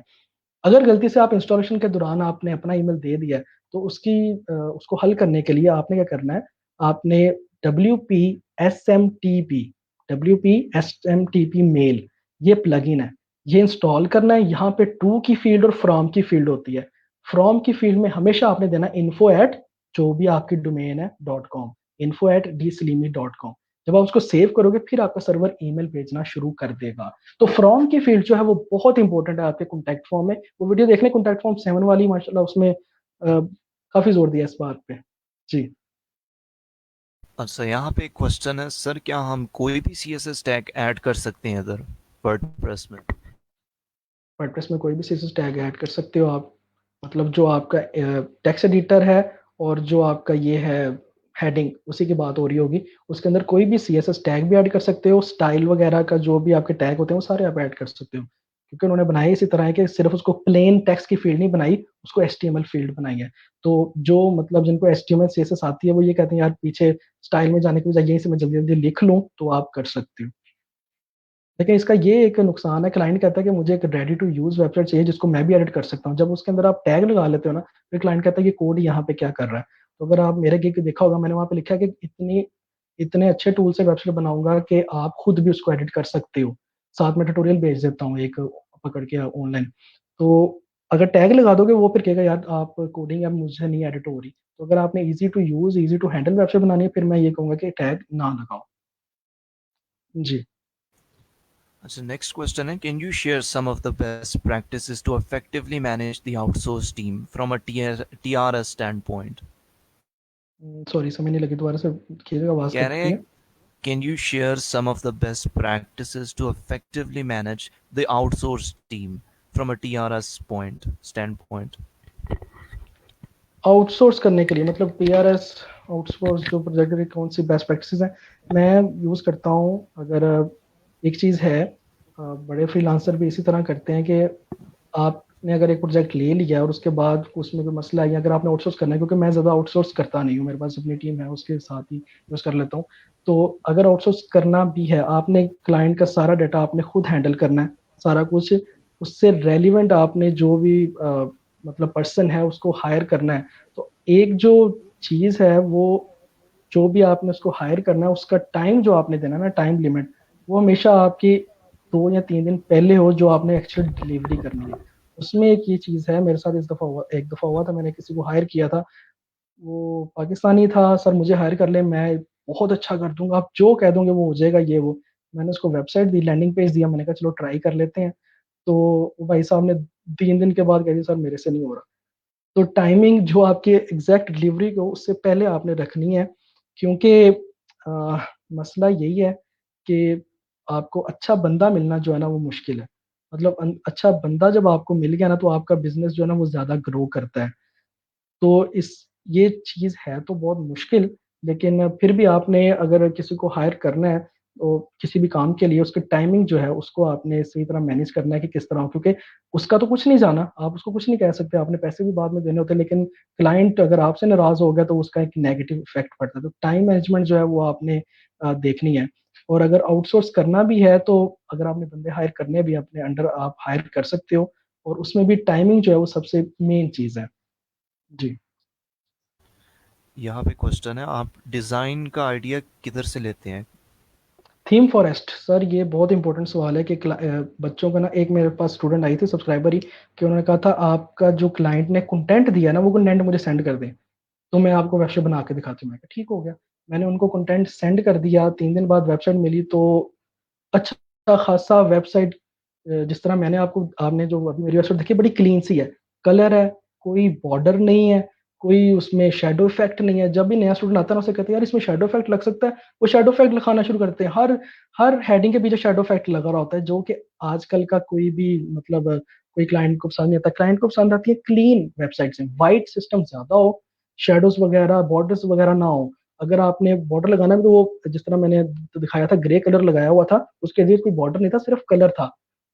तो जो मैं डिज़ाइन की लेता हूँ कि किस तरह मैंने डिज़ाइन करनी है, थीम फॉरेस्ट पे जाओ, themeforest.net, वहाँ पे जाके किसी भी रेलिवेंट थीम, जो भी, अगर आप फर्नीचर की वेबसाइट बना रहे हो, लॉयर की वेबसाइट बना रहे हो, उन वेबसाइट्स को देखो और लाजमी नहीं डिटो कॉपी करनी है, उसमें से जो आपको सेक्शन अच्छे लगते हैं वो आप वहाँ से कॉपी कर सकते हो, किस तरह उन्होंने डिज़ाइन किए हैं। अल्टीमेटली फाइनल जो डिज़ाइन होता है वो क्लाइंट के कंटेंट पे होता है।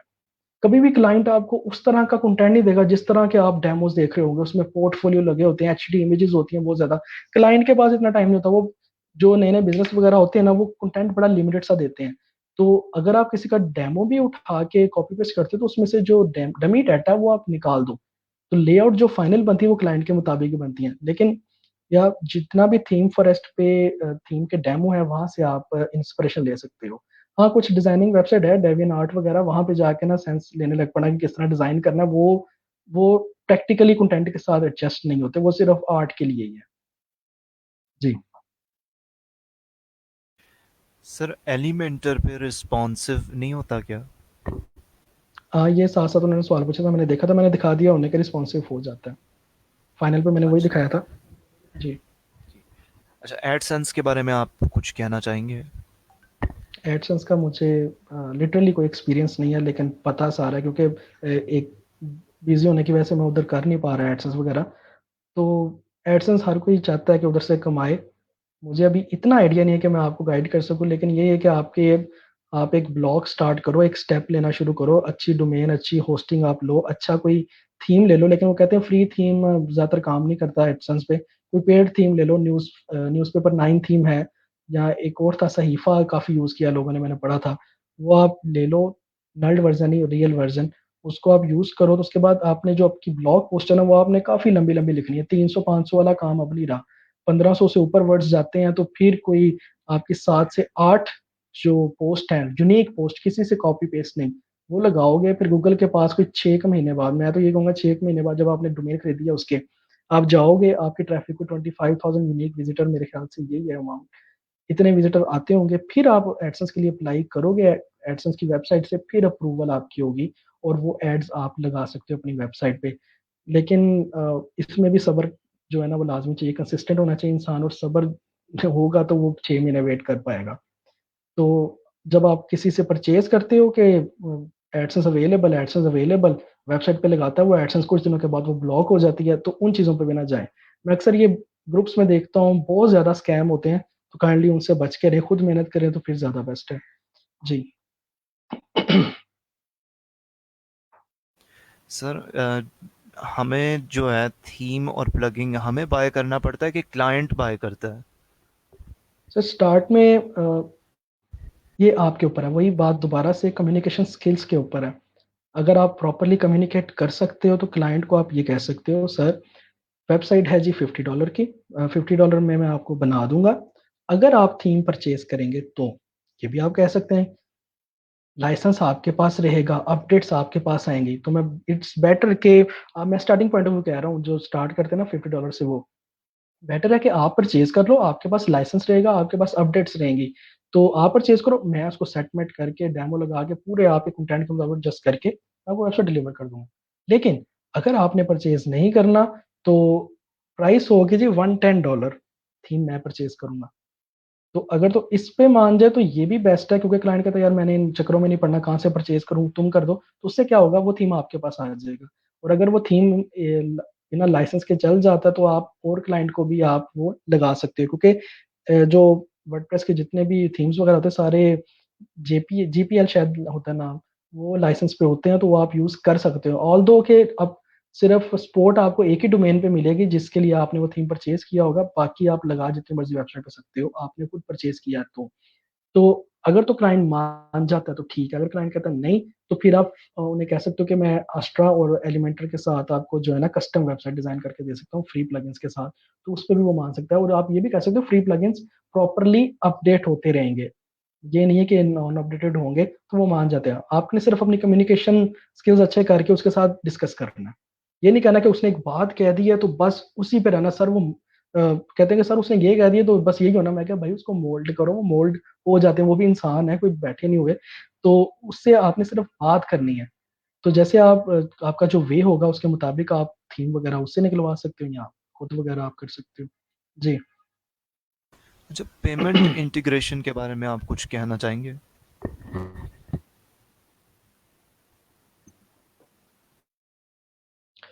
सर जो पाकिस्तानी पेमेंट प्लेटफॉर्म है ना वो इजी नहीं है, और ना ही उनकी एपीआई जो इतनी जल्दी चलती है, वो उनके डेवलपर्स के साथ रब्ते करके फिर ही आपको करना पड़ता है, जहाँ तक मेरा नॉलेज है।